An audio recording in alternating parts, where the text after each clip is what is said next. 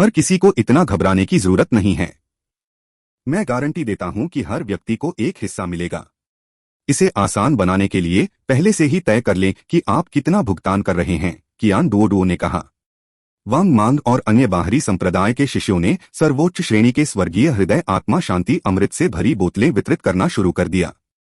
Kuan डुओडुओ और 2 अन्य शिष्य कार्ड लेनदेन के प्रभारी थे। परिणामस्वरूप 1 दर्जन लोग पर्याप्त नहीं थे और वांग मांग को अन्य दर्जनों लोगों को बुलाना पड़ा तथा 6 वितरण केंद्र स्थापित करने पड़े। स्वर्गीय हृदय आत्मा शांत करने वाले अमृत की 2 बोतलें 10 अंकों में बेची गईं। जो भी शिष्य इसे खरीदने में कामयाब रहे वे अविश्वसनीय रूप से उत्साहित थे। इसका औषधीय प्रभाव बहुत ज्यादा था, लेकिन इसकी कीमत आधी हो गई थी। ऐसी अच्छी बात पहले कभी नहीं हुई थी, क्योंकि 10,000 पिल हॉल में कभी भी उनकी दवाइयों पर बिक्री नहीं हुई थी। जहां तक अन्य शिष्यों का प्रश्न है, जिन्होंने अपनी व्यक्तिगत रूप से परिष्कृत की गई कुछ गोलियां बेचने की पेशकश की, उनके औषधीय प्रभाव की गारंटी देने का कोई तरीका नहीं था तथा अन्य लोग ठगे जाने के बारे में चिंतित थे। यदि सिद्धार्थ ने इन ग्राहकों के विश्वास के आधार के रूप में बार बार अंक नहीं बेचे होते तो इतने सारे लोग अब उसकी दवा खरीदने की हिम्मत नहीं कर पाते। लेकिन अब मामला अलग था। अब उसका सामान खरीदने के लिए लाइन सैकड़ों मील लंबी हो गई थी। अंत में सामान खरीदने के बाद लोग और सामान खरीदने के लिए लाइन में लग गए। सिद्धार्थ द्वारा भरोसे की ठोस नींव रखने के कारण बहुत बड़ा हंगामा हुआ। बहुत से लोग आधे अधूरे विश्वास के साथ दौड़े चले आए। उन्होंने इसका असर परखने के लिए दूसरों से एक बूंद खरीदी और परिणामस्वरूप वे पूरी तरह से चौंक गए और जल्दी से दूसरों के साथ लाइन में खड़े हो गए। धीरे धीरे लोग आगे बढ़ते गए और लाइन भी लंबी होती गई। यहां तक कि सिद्धार्थ भी हैरान था। उसने एक बात गलत समझी थी। उसने सोचा था कि उसके मुख्य ग्राहक बाहरी संप्रदाय के अनुयायी होंगे, लेकिन वह भूल गया था कि पंथ में 80 लाख से ज्यादा बाहरी अनुयायियों के अलावा और भी कार्यकर्ता थे और आम लोगों ने भी कुछ खरीदा था। आखिरकार शीर्ष ग्रेड स्वर्गीय हृदय आत्मा शांत करने वाला अमृत कई चीजों के लिए उपयोगी था। कोई भी इसे खरीदने में कोई आपत्ति नहीं करेगा, क्योंकि आखिरकार यह अवसर बहुत दुर्लभ था। उन्हें डर था कि ऐसा अवसर फिर कभी नहीं मिलेगा। सबसे महत्वपूर्ण बात यह थी कि कुछ खरीदते ही लोग फिर से लाइन में लग जाते थे। इससे कुछ झिझक रहे लोग भी लाइन में लग गए। अरे क्या तमाशा था! जब गो रैन और अन्य लोग वहां आए तो उन्होंने जो देखा उससे वे दंग रह गए। समय बर्बाद करना बंद करो और मदद करो। 10 और वितरण स्थान स्थापित करो। मैं और दवाई लेने जा रहा हूं। सिद्धार्थ ने जल्दी से गो रैन और कुछ ड्रैगन ब्लड लीजन के योद्धाओं को मदद के लिए बुलाया। अमृत की बिक्री बहुत तेज थी। भारी भीड़ को देखते हुए उसने जो मात्रा परिष्कृत की थी वह शायद पर्याप्त नहीं होगी। बॉस, सिर्फ 2 घंटों में हमने 2 लाख बोतलें बेच दी। यह 10 लाख अंक हैं। कियान डुओडुओ की आवाज उत्साह से कांप उठी। सिर्फ 2 घंटों में ये 1 मिलियन पॉइंट्स पूरे ड्रैगन ब्लड लीजन द्वारा 1 महीने में प्राप्त किए गए पॉइंट्स के बराबर थे और ट्रेंड को देखते हुए वे इससे भी ज्यादा बेच रहे होंगे। हाँ, बस चलते रहो। यह तो बस शुरुआत है। इसी गति से चलते रहो। सिद्धार्थ ने सिर हिलाया और उन्हें काम जारी रखने को कहा जबकि वह अपने होटल लौट गया। 2 ड्रैगन ब्लड योद्धाओं की सुरक्षा में उसका मन पुनः आदिम अराजकता के अंतरिक्ष में डूब गया और उसने अमृत को परिष्कृत करना जारी रखा। 6 घंटे बाद उसे अचानक कुछ महसूस हुआ और उसका दिमाग आदिम अराजकता के स्थान से बाहर निकल आया। उसने देखा कि 2 ड्रैगन ब्लड योद्धा गंभीर भावों के साथ अंदर आए थे। बॉस, बुरी खबर है। कीमिया मंडप के लोग आ गए हैं। इसमें कुछ भी बुरा नहीं है। यह उम्मीदों के अनुरूप ही है। चलो चलें। सिद्धार्थ उन दोनों के साथ वापस उनके वितरण बिंदु पर गया। वितरण बिंदुओं के सामने दर्जनों लोग खड़े थे जो गो रान और उन अन्य लोगों पर उग्र रूप से चिल्ला रहे थे जो शीर्ष ग्रेड स्वर्गीय हृदय आत्मा शांत करने वाला अमृत बेच रहे थे। आपको यहाँ औषधीय अमृत बेचने की अनुमति किसने दी? कीमिया मंडप के बुजुर्ग की पोशाक पहने एक मध्यम आयु वर्ग के व्यक्ति ने चिल्लाया। उसके पीछे अल्केमी पैवेलियन के दर्जनों शिष्य थे। वे गो रान और अन्य लोगों को ठंडी निगाहों से देख रहे थे। अधेड़ उम्र के आदमी को देखकर सिद्धार्थ अपनी हंसी रोक नहीं पाया। सच में उनकी किस्मत अच्छी थी। यह वही व्यक्ति था जिसने उसे धमकाया था और 10,000 गोली हॉल लुओबो में उसकी कीमतें बढ़ा दी थीं। सिद्धार्थ ने कभी नहीं सोचा था कि वह एक एल्डर होगा और उसने कभी यह भी नहीं सोचा था कि ऐसा व्यक्ति राजा भी हो सकता है। बॉस ने हमें उन्हें बेचने के लिए कहा था। अगर आपको कोई आपत्ति है तो आप उनसे मिल सकते हैं। अब रास्ते से हट जाओ और हमारे व्यापार में बाधा डालना बंद करो, गुओरान ने अधीरता से कहा। कमीने, तुम्हारा बॉस कौन है? लुओबो ने पूछा। यह मैं हूं। यह क्या है? सिद्धार्थ आगे बढ़ा, उसका दिमाग तेजी से काम कर रहा था। आज के मामले को सुलझाने का सबसे अच्छा तरीका क्या है?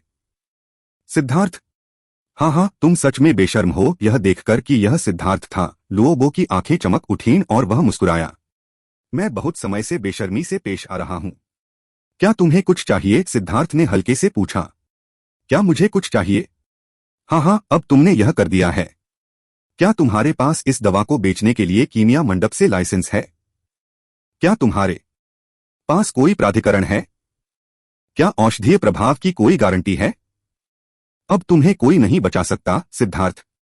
कीमिया मंडप की स्वीकृति के बिना बड़ी मात्रा में दवाइयां बेचना एक गंभीर अपराध है, लुओबो ने प्रसन्नतापूर्वक हंसते हुए कहा। बाहरी संप्रदाय में सिद्धार्थ की हरकतों के कारण कानून प्रवर्तन हॉल के सभी अधीनस्थ कर्मचारी भाग गए थे। उनके पास कानून लागू करने का कोई रास्ता नहीं था और इसलिए उसका मुनाफा काफी कम हो गया था। यद्यपि बाहरी संप्रदाय गरीब था, फिर भी वहां बहुत से लोग थे।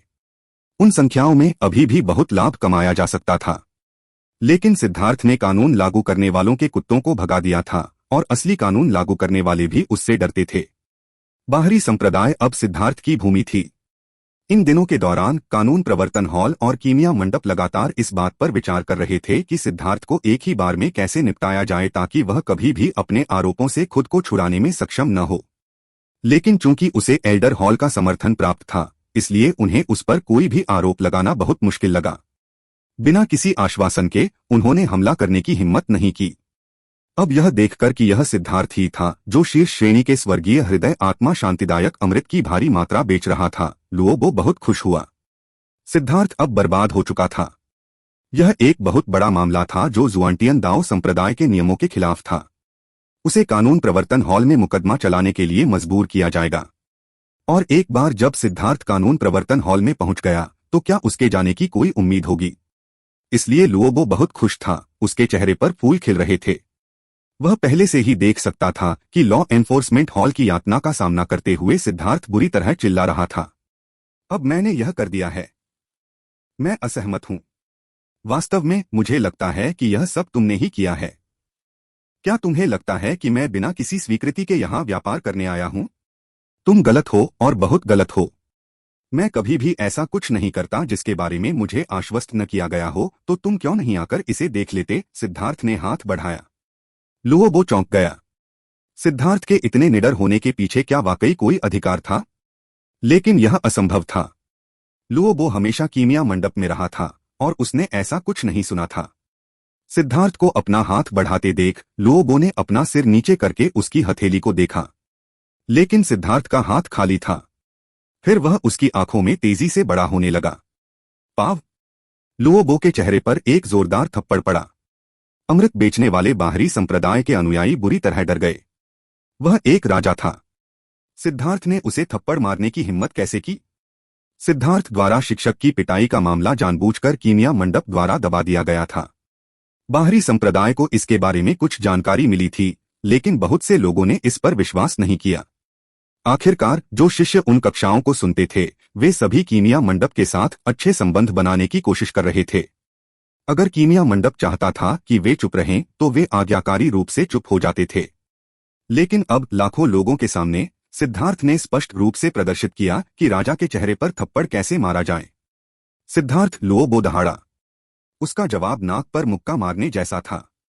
लुओबो ने उल्कापिंड की तरह वार किया और दूर की दीवार से जा टकराया। राजा तो सचमुच राजा थे। जब वह उसी जगह पर उतरा जहां सिद्धार्थ ने रोटियां रखी थीं, तो उसने उसमें एक बड़ा सा छेद कर दिया। हिलना मत। अगर हिम्मत की तो मैं तुम्हें मार डालूंगा। सिद्धार्थ की ठंडी चीख सुनकर लुओबो के साथ आए सभी शिष्य शांत हो गए। वर्तमान सिद्धार्थ अविश्वसनीय रूप से भयंकर दिखाई दे रहा था, एक खूनी जादुई जानवर की तरह। ये कीमियागर जो अपनी हाथीदांत की मीनार में रहते हुए गोलियां परिष्कृत करते थे, वास्तव में कभी युद्ध के मैदान में नहीं गए थे। वे इतने भयभीत थे कि हिल भी नहीं पा रहे थे। सिद्धार्थ आगे बढ़ा। जैसे ही लुओबो टूटी हुई दीवार से बाहर आया, सिद्धार्थ ने उसे सीने पर जोरदार लात मारी। उसने खून की उल्टी की। वह वास्तव में एक विरासत एल्डर होने के योग्य था। उसका युद्ध अनुभव मूलतः शून्य था और उसके पास न तो चकमा देने की क्षमता थी और न ही बचाव करने की। सिद्धार्थ, मैं तुम्हें मार डालूंगा। टकराना। सिद्धार्थ की लात से डांटियन पर चोट लगने से लुओ बो की दहाड़ रुक गई। वह जो पिल फ्लेम छोड़ने वाला था वह रुक गई। सिद्धार्थ ने लुओ बो का गला पकड़ लिया और फिर अपने दूसरे हाथ से उसके चेहरे पर बार बार थप्पड़ मारे। क्या अपने अंक लेकर अच्छा लगा? अच्छा महसूस करते रहो। सिद्धार्थ के थप्पड़ बंद नहीं हुए और वह गालियां बकने लगा। सिद्धार्थ को लगा कि धोखा खाने की वजह से उसकी जलन कुछ कम हो गई है। यह सब देखकर शिष्य अचंभित रह गए। आखिर वह कैसा राक्षस था जो एक राजा को इतनी आसानी से बार बार थप्पड़ मार सकता था? सच तो यह है कि वे नहीं जानते थे कि सभी राजा इतने चमत्कारी नहीं होते। उत्तराधिकार के बुजुर्गों की युद्ध क्षमताएं बहुत खराब होती थीं। वे कभी युद्ध के मैदान में नहीं गए और उन्होंने शायद ही कभी दूसरों से लड़ाई की हो। अगर वे लड़ते भी थे तो यह निश्चित रूप से मुट्ठी की नजदीकी लड़ाई नहीं होती थी। इस तरह की असभ्य और निम्न श्रेणी की लड़ाई शैली उनके लिए बहुत ही घटिया थी। वे दूसरे तरीकों से प्रतिस्पर्धा करते थे। कमीने, मर जा। पिल फ्लेम लुओ बो का चेहरा सूअर के सिर जैसा हो गया था इससे पहले कि वह गुस्से से दहाड़ता। लेकिन जैसे ही उसके शरीर के चारों ओर रून चमक उठे, एक ज्वाला ड्रैगन उसके चारों ओर कुंडली मारकर बैठ गया। सिद्धार्थ ने हुओ लॉन्ग को बुलाया था। जब हुओ लॉन्ग ने लुओ बो को बांधा तो लुओ बो द्वारा बुलाई गई लपटें मंद पड़ गईं और लगभग तुरंत गायब हो गईं। नहीं, लुओ बो की अभिव्यक्ति अचानक बदल गई। माफ करें, जो लोग मेरे पॉइंट लेंगे उन्हें ब्याज सहित जो लिया है उसे चुकाना होगा। ओ लोंग, उसकी पृथ्वी ज्वाला को खा जाओ। ओ लांग ने एक उत्साहित दहाड़ लगाई। उसका शरीर अचानक सिकुड़ गया और सिर्फ 30 मीटर लंबा रह गया। संकुचित हुओ लांग ने लुओ बो को कसकर जकड़ लिया और उसके रून अचानक चमक उठे। लुओ बो की अभिव्यक्ति पूरी तरह बदल गई। उसने महसूस किया कि उसके शरीर में ज्वाला ऊर्जा बाहर निकल रही है। इसे धीरे धीरे हुओ लोंग द्वारा अवशोषित किया जा रहा था। वह चौंक गया और क्रोधित भी। वह अपनी पिल फ्लेम से जवाबी हमला करने वाला था। आखिरकार वह एक राजा था और उसकी पिल फ्लेम को निगलना इतना आसान नहीं था। तुम्हें स्थिर रहना चाहिए। सिद्धार्थ ने अपने माथे पर उंगली उठाई। आध्यात्मिक शक्ति उसकी उंगली के सामने संघनित हो गई, जिससे एक आध्यात्मिक तीर बन गया। अगर लुओ बो ने अपनी आध्यात्मिक शक्ति को अपनी गोली की लौ को सक्रिय करने के लिए प्रसारित करने की हिम्मत की तो यह आध्यात्मिक तीर उसके मन समुद्र को भेद देगा और तुरंत उसकी आत्मा को नष्ट कर देगा। लुओ बो को यह देखकर आश्चर्य हुआ कि समुद्र विस्तार क्षेत्र में होने के बावजूद सिद्धार्थ की आध्यात्मिक शक्ति उससे कम नहीं थी। यह चौंकाने वाला था क्योंकि वह एक कीमियागर था और उसका सबसे मजबूत पहलू उसकी आध्यात्मिक शक्ति और गोली की लौ थी। सिद्धार्थ का आध्यात्मिक तीर कितना भयानक था यह उससे बेहतर कोई नहीं समझ पाया। यह आध्यात्मिक तीर उसकी सारी आध्यात्मिक शक्ति से संघनित था। अगर वह विरोध करना चाहता तो उसे अपनी पूरी ताकत लगानी पड़ती, लेकिन तब वह सिर्फ यह देख पाता कि हुओ लोंग उसकी पिल फ्लेम को कैसे निगल जाता है। लेकिन अगर वह अपनी गोली की लौ को नियंत्रित करना चाहता था तो उसे अपनी आध्यात्मिक शक्ति का उपयोग करना होगा। सिद्धार्थ उस समय का फायदा उठाकर उसे एक ही झटके में मार देगा।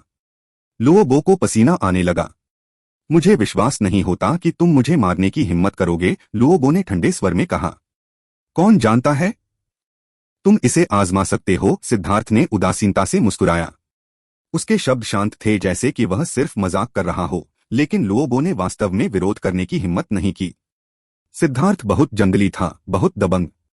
वह कुछ भी करने में सक्षम था और लुओ बो ने अपनी जान की बाजी लगाने की हिम्मत नहीं की। उसने महसूस किया कि उसकी पिल फ्लेम की ऊर्जा लगातार चूसी जा रही है। कुछ ही सांसों में उसकी कोर फ्लेम का 20% हिस्सा निकाल लिया गया था। सिद्धार्थ, बहुत दूर मत जाओ। तुम खुद को भी कोई रास्ता नहीं छोड़ रहे हो, लुओ बो ने दहाड़ते हुए कहा। वह उसकी सबसे कीमती कोर फ्लेम थी। वह अनगिनत सालों से उसका पोषण कर रहा था और यह सबसे शुद्ध फ्लेम ऊर्जा से बनी थी। वह इसे ऐसे ही चूस जाने नहीं देना चाहता था। बहुत दूर। ऐसा लगता है कि यह वास्तव में थोड़ा बहुत दूर है। लेकिन क्या तुम भूल गए हो कि तुमने मेरे साथ क्या किया? मैं एक समुद्री विस्तार शिष्य हूं, लेकिन तुम एक बुजुर्ग हो। तुम्हारी अंतरात्मा ने तुम्हें मुझसे लाखों अंक छीनने की अनुमति दी। तुम एक महान राजा। अब यह कहते हुए कि यह बहुत दूर है, क्या तुम्हें बिल्कुल भी शर्मिंदगी महसूस नहीं होती? कोई आश्चर्य नहीं कि इतने लंबे समय तक तुम्हें थप्पड़ मारने के बाद मैं तुम्हारे चेहरे पर थप्पड़ नहीं मार पाया। अगर तुम्हारी त्वचा को छील दिया जाए तो उसमें कुछ भी मिलाए बिना यह राजा की वस्तु के हमले को रोकने में सक्षम होगी, सिद्धार्थ ने व्यंग्य किया। वह चिल्लाना चाहता था कि अब तो हद हो गई। जब वह उससे अपने अंक छीन रहा था तब उसने ऐसा क्यों नहीं चिल्लाया? सिद्धार्थ! लुओबो ने अपने दांत भींच लिए और अचानक उसके शरीर से आग की लपटें निकलने लगीं। लेकिन जैसे ही उसने ऐसा किया, वह भयानक आध्यात्मिक तीर उसके मन समुद्र में घुस गया। वह आध्यात्मिक शक्ति बेकाबू हो गई, जिससे उसे लगा कि उसकी आत्मा टुकड़े टुकड़े हो जाएगी। लुओबो भयभीत था। उसने सिद्धार्थ को अपनी पिल फ्लेम से दूर करने की उम्मीद की थी, क्योंकि अगर ऐसा ही चलता रहा तो उसकी पिल फ्लेम सूख जाएगी।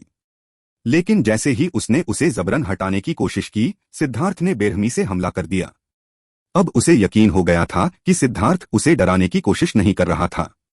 उसने वाकई उसे मारने की हिम्मत की थी। सिद्धार्थ इस हमले में दयावान नहीं था। लुओबो अब अपनी पिल फ्लेम को नियंत्रित करने में असमर्थ था और उसने प्रतिरोध करने के लिए जल्दी से अपनी आध्यात्मिक शक्ति को प्रसारित किया। लेकिन सिद्धार्थ की आध्यात्मिक शक्ति ने पहल कर दी थी। हालांकि दोनों की आध्यात्मिक शक्तियां लगभग एक ही स्तर की थीं, लेकिन सिद्धार्थ को बढ़त हासिल थी। इसके अलावा जैसे ही उसने हमला करना शुरू किया, उसका रुकने का कोई इरादा नहीं था। वह भयंकर आध्यात्मिक शक्ति वास्तव में लुओबो को मारने की कोशिश कर रही थी। तुम पागल हो गए हो। अगर तुम मुझे मारोगे तो तुम भी मर जाओगे, लुओबो दहाड़ा। उसके सातों छिद्रों से खून बह रहा था। वह बहुत ही दुखी लग रहा था, उसकी आंखों में खौफ साफ झलक रहा था। यह देखकर शिष्य डर से कांप उठे। सिद्धार्थ बहुत दबंग था। क्या वह वाकई एक राजा को मारने की योजना बना रहा था?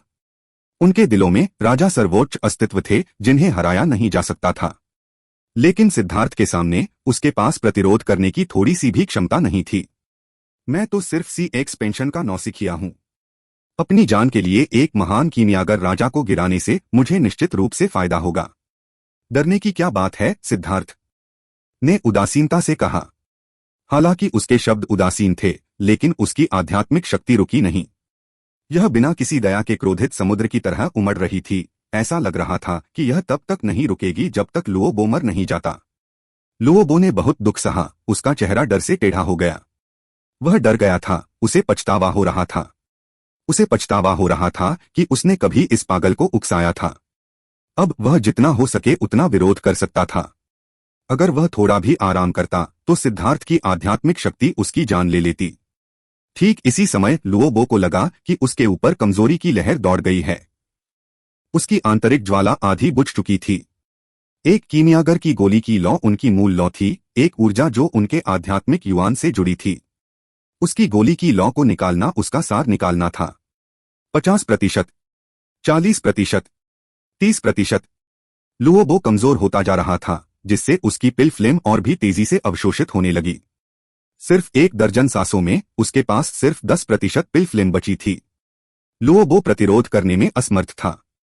उसकी सारी आध्यात्मिक शक्ति सिद्धार्थ के आध्यात्मिक हमले को रोकने में खर्च हो गई। सिद्धार्थ अचानक मुस्कुराया। क्या तुम जानते हो कि तुम एक मूर्ख हो? तुम एक परित्यक्त शतरंज के मोहरे हो।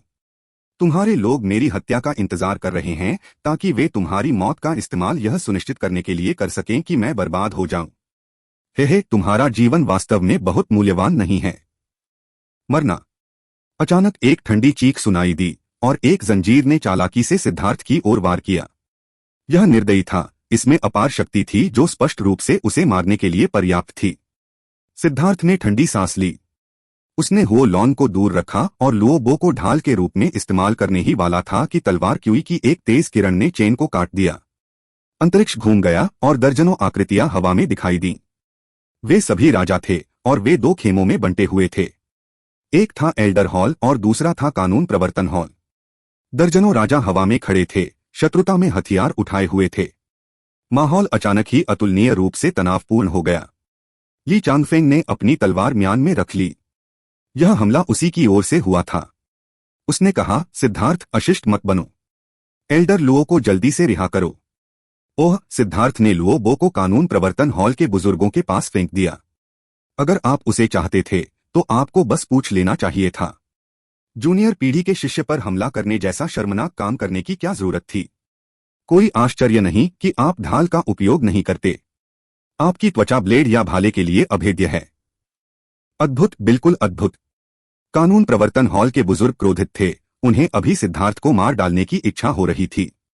वे बुजुर्ग थे और कानून प्रवर्तन हॉल के बुजुर्ग, वे जुआनटियन दाओ संप्रदाय के शीर्ष अधिकारी का प्रतिनिधित्व करते थे, लेकिन एकमात्र शिष्य द्वारा उनकी आलोचना की गई। इस समय लोगों का एक और समूह हवा में दिखाई दिया। ये लोग भी एल्डर्स के वस्त्र पहने हुए थे, लेकिन वे कीमिया मंडप के वस्त्र थे। उनमें सबसे आगे वाले व्यक्ति के गालों की हड्डियां ऊंची थीं और चेहरा दुबला-पतला था। वह कीमिया मंडप मास्टर था। लियू कैंग, तुम्हें भी बाहर आना चाहिए। मुझे लगता है कि तुम्हें मुझे एक सही स्पष्टीकरण देना चाहिए, कीमिया मंडप मास्टर ने कहा। उसकी आवाज गुस्से से भरी हुई थी। अंतरिक्ष थोड़ा मुड़ा और एल्डर हॉल मास्टर भी प्रकट हुए। उन्होंने कहा, यदि आप एक सही स्पष्टीकरण चाहते हैं तो मेरे पास है, लेकिन हम अभी भी एक व्यक्ति की कमी महसूस कर रहे हैं। लो फैन, बाहर आओ। हम सभी अपने सवाल खुलकर पूछ सकते हैं ताकि हम चीजों को पूरी तरह से हल कर सकें। जैसा कि अपेक्षित था, कानून प्रवर्तन हॉल मास्टर लो फैन भी प्रकट हुए। हॉल मास्टर्स के स्तर के 3 लोगों का एक ही समय में बाहरी संप्रदाय में प्रकट होना सभी शिष्यों की आंखें लगभग बाहर निकल आने जैसा था। बाहरी संप्रदाय में कई लोग अपने जीवन काल में कभी भी आंतरिक संप्रदाय में कदम नहीं रख सकते थे। कुछ ने तो कभी राजा को भी नहीं देखा था।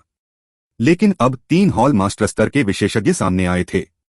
अच्छा, चलते रहो। यह सबसे अच्छा होगा अगर जुआन मास्टर भी बाहर आ जाए। 3 विशाल आकृतियों को उतरते देख सिद्धार्थ खुशी से नाचने वाला था। बहुत बढ़िया, मैं भी आपका सही स्पष्टीकरण सुनना चाहता हूं, लियू कैंग, लो फैन ने कहा। लियू कैंग ने थोड़ा मुस्कुराया। मैंने बहुत पहले ही जुआनटियन टॉवर पर्यवेक्षण विभाग को सारी बातें बता दी हैं।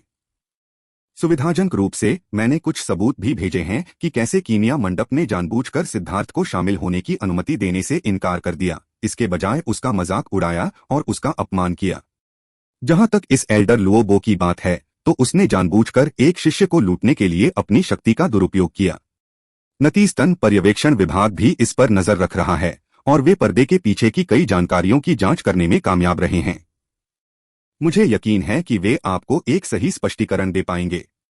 यह सुनकर कि जुआनटियन टॉवर पर्यवेक्षण विभाग शामिल था, कानून प्रवर्तन हॉल मास्टर और कीमिया मंडप मास्टर के भाव पूरी तरह से बदल गए। ठीक इसी समय हवा से एक सख्त आवाज गूंजी। पर्यवेक्षण विभाग ने पहले ही इस मामले की तह तक जांच कर ली है। कीमिया मंडप ने स्वार्थी कारणों से एक प्रतिभाशाली व्यक्ति को शामिल होने से मना कर दिया, जिसके कारण सिद्धार्थ के कीमिया कौशल का अभ्यास करने के लिए कोई जगह नहीं बची। इसलिए यह कीमिया मंडप की गलती है कि सिद्धार्थ को संप्रदाय के समर्थन के बिना खुद ही गोलियों को परिष्कृत करना पड़ा, और उनकी बिक्री भी कीमिया मंडप की गलती के कारण है। लुओबो लालची था और उसने अपने पद का इस्तेमाल बाहरी संप्रदाय के शिष्यों का फायदा उठाने के लिए किया, लोगों को अपना शिकार बनाया। उसके निंदनीय अपराधों को माफ नहीं किया जा सकता। 3 दिनों के भीतर उसका साधना आधार अपंग हो जाएगा और उसे दाओ संप्रदाय से निष्कासित कर दिया जाएगा। नहीं, लुओबो की अभिव्यक्ति पूरी तरह बदल गई। यह उसे मारने से अलग नहीं था। बिना किसी साधना आधार के वह जंगली जानवरों द्वारा खाए जाने से पहले ज्यादा दूर तक नहीं जा पाता। कीमिया मंडप मास्टर की अभिव्यक्ति भी बदल गई और उसने तुरंत लुओबो को बेहोश कर दिया, हवा में छुप गया। हम टॉवर विभाग प्रमुख के आदेशों का पालन करेंगे। टॉवर डिपार्टमेंट हेड की आवाज जारी रही। लॉ एनफोर्समेंट हॉल की वजह से बाहरी संप्रदाय में उथल-पुथल और निराशा की स्थिति पैदा हो गई है। इसे ठीक करने के लिए गंभीर पुनर्गठन की आवश्यकता है और इसलिए बाहरी संप्रदाय में कानून प्रवर्तक के पद रद्द कर दिए गए हैं। बाहरी संप्रदाय की देखरेख अब एल्डर हॉल द्वारा की जाएगी। हाँ, लियू कैंग और लुओ फैन दोनों ने अपनी स्वीकृति व्यक्त की, लेकिन बाद वाले की आवाज स्पष्ट रूप से थोड़ी असहज थी। बस इतना था कि वह अपनी असहमति व्यक्त करने की हिम्मत नहीं जुटा पाया। सिद्धार्थ। जैसे ही सिद्धार्थ ने सोचा कि अब सब कुछ खत्म हो गया है और वह पैसा कमाना जारी रखेगा, टॉवर विभाग प्रमुख की आवाज एक बार फिर गूंजी, जो पहले की तरह ही ठंडी थी। शिष्य उपस्थित है। सिद्धार्थ को तुरंत बुरा लगा। ऐसा लग रहा था कि टावर डिपार्टमेंट हेड की आवाज बहुत खुश नहीं थी। तुमने संप्रदाय के नियमों को कई बार तोड़ा है, एक कक्षा में व्यवधान डाला है और एक शिक्षक को पीटा है। क्या तुम अपनी नजर में जुआनटियन दाओ संप्रदाय को भी महत्व देते हो? टावर विभाग प्रमुख की आवाज अविश्वसनीय रूप से डराने वाली थी। एल्डर हॉल के लोगों के हाव भाव अजीब हो गए। हमेशा भावशून्य रहने वाले टॉवर डिपार्टमेंट हेड भी अब गुस्से में लग रहे थे, लेकिन सिद्धार्थ की गुस्सा दिलाने की क्षमता वाकई कमाल की थी। टॉवर विभाग प्रमुख, अगर आप इसे इस तरह से रखेंगे तो मुझे असहमत होना पड़ेगा, सिद्धार्थ ने कहा। सभी उपस्थित बुजुर्गों ने ठंडी सांस ली। वह टॉवर विभाग का प्रमुख था, वह व्यक्ति जो पूरे जुआंटियन दाओ संप्रदाय की देखरेख करता था। वह एक सर्वोच्च अस्तित्व था और उसके निर्णयों को संप्रदाय के नेता जुआन मास्टर द्वारा भी नहीं बदला जा सकता था। दूसरों को जुआन मास्टर से डर नहीं लगता होगा, लेकिन वे निश्चित रूप से टॉवर विभाग के प्रमुख से डरेंगे। यह देखने के बाद कि सिद्धार्थ उसके खिलाफ बहस करना चाहता था, हर किसी का जबड़ा इतना नीचे गिर गया कि आप अंदर एक अंडा डाल सकते हैं। तुम बहस करना चाहते हो? टावर विभाग प्रमुख की आवाज में स्पष्ट रूप से कुछ आश्चर्य था। टावर विभागाध्यक्ष के रूप में अपने सभी वर्षों में किसी ने भी उनसे इस तरह बात करने की हिम्मत नहीं की थी, इसलिए उन्हें इसकी आदत नहीं थी। आपने कहा कि मैंने जुआंटियन दाओ संप्रदाय को अपनी नजर में नहीं रखा। मैं इससे सहमत नहीं हूं। अगर मैंने इसे अपनी नजर में नहीं रखा होता तो मैं एक मुख्य शिष्य बनने के लिए इतनी मेहनत नहीं करता। आपने कहा कि मैंने कई बार नियम तोड़े। मैं इससे भी सहमत नहीं हूं। हर बार जब मैंने नियम तोड़े तो ऐसा इसलिए हुआ क्योंकि पहले किसी और ने नियम तोड़े और मुझे उनका विरोध करना पड़ा। क्या मुझे सिर्फ हार मान लेनी चाहिए जबकि दूसरे नियम तोड़ रहे हैं? मैं भी पीड़ित हूं क्योंकि अगर दूसरे लोग नियम न तोड़ते और मुझे पहले न भड़काते तो मेरे लिए नियम तोड़ने का कोई कारण नहीं होता। अगर आप किसी को सजा देना चाहते हैं तो आपको पहले उन्हें सजा देनी चाहिए। अगर आप उन्हें पहले सजा देंगे तो मैं कोई भी सजा स्वीकार करूंगा। लेकिन अगर आप सिर्फ मुझे सजा देंगे और उन्हें उनके अपराध करने देंगे तो शिष्य अपने दिल में सहज महसूस नहीं करेगा, सिद्धार्थ ने कहा। क्या आप यह कह रहे हैं कि आपके साथ अन्याय हुआ है? टावर विभाग प्रमुख ने ठंडे स्वर में पूछा।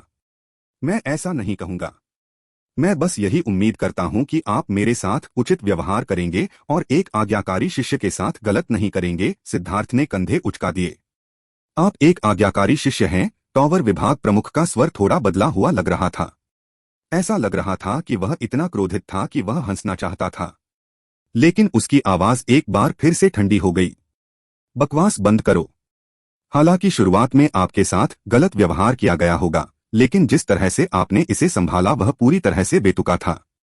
दाओ संप्रदाय के शिष्य के रूप में आपके आचरण ने संप्रदाय की गरिमा को गंभीर नुकसान पहुंचाया। भले ही आप पहले सही थे, लेकिन अब आप गलत हैं। जब आप भविष्य में चीजों को संभालते हैं तो आपको सबसे पहले जुआंटियन दाओ संप्रदाय की गरिमा पर विचार करना होगा, समझे? शिष्य समझ गया, सिद्धार्थ ने कहा। बेशक वह न समझने की हिम्मत नहीं कर सका। तो चूंकि दूसरों ने तुम्हारे साथ गलत किया था और चूंकि यह सिर्फ तुम्हारा चीजों को संभालने का तरीका था जो गलत था और अपनी गलतियों को स्वीकार करने के तुम्हारे रवैये के कारण मैं तुम्हारी सजा कम कर सकता हूं। आज से तुम्हें पदावनत किया जाता है। पदावनत किया जाता है। खैर, तुम बस एक कर्मचारी बने रह सकते हो। यह मामला यहीं खत्म होता है। अगर किसी को कोई शिकायत है तो तुम अगले 3 दिनों के भीतर रिपोर्ट कर सकते हो।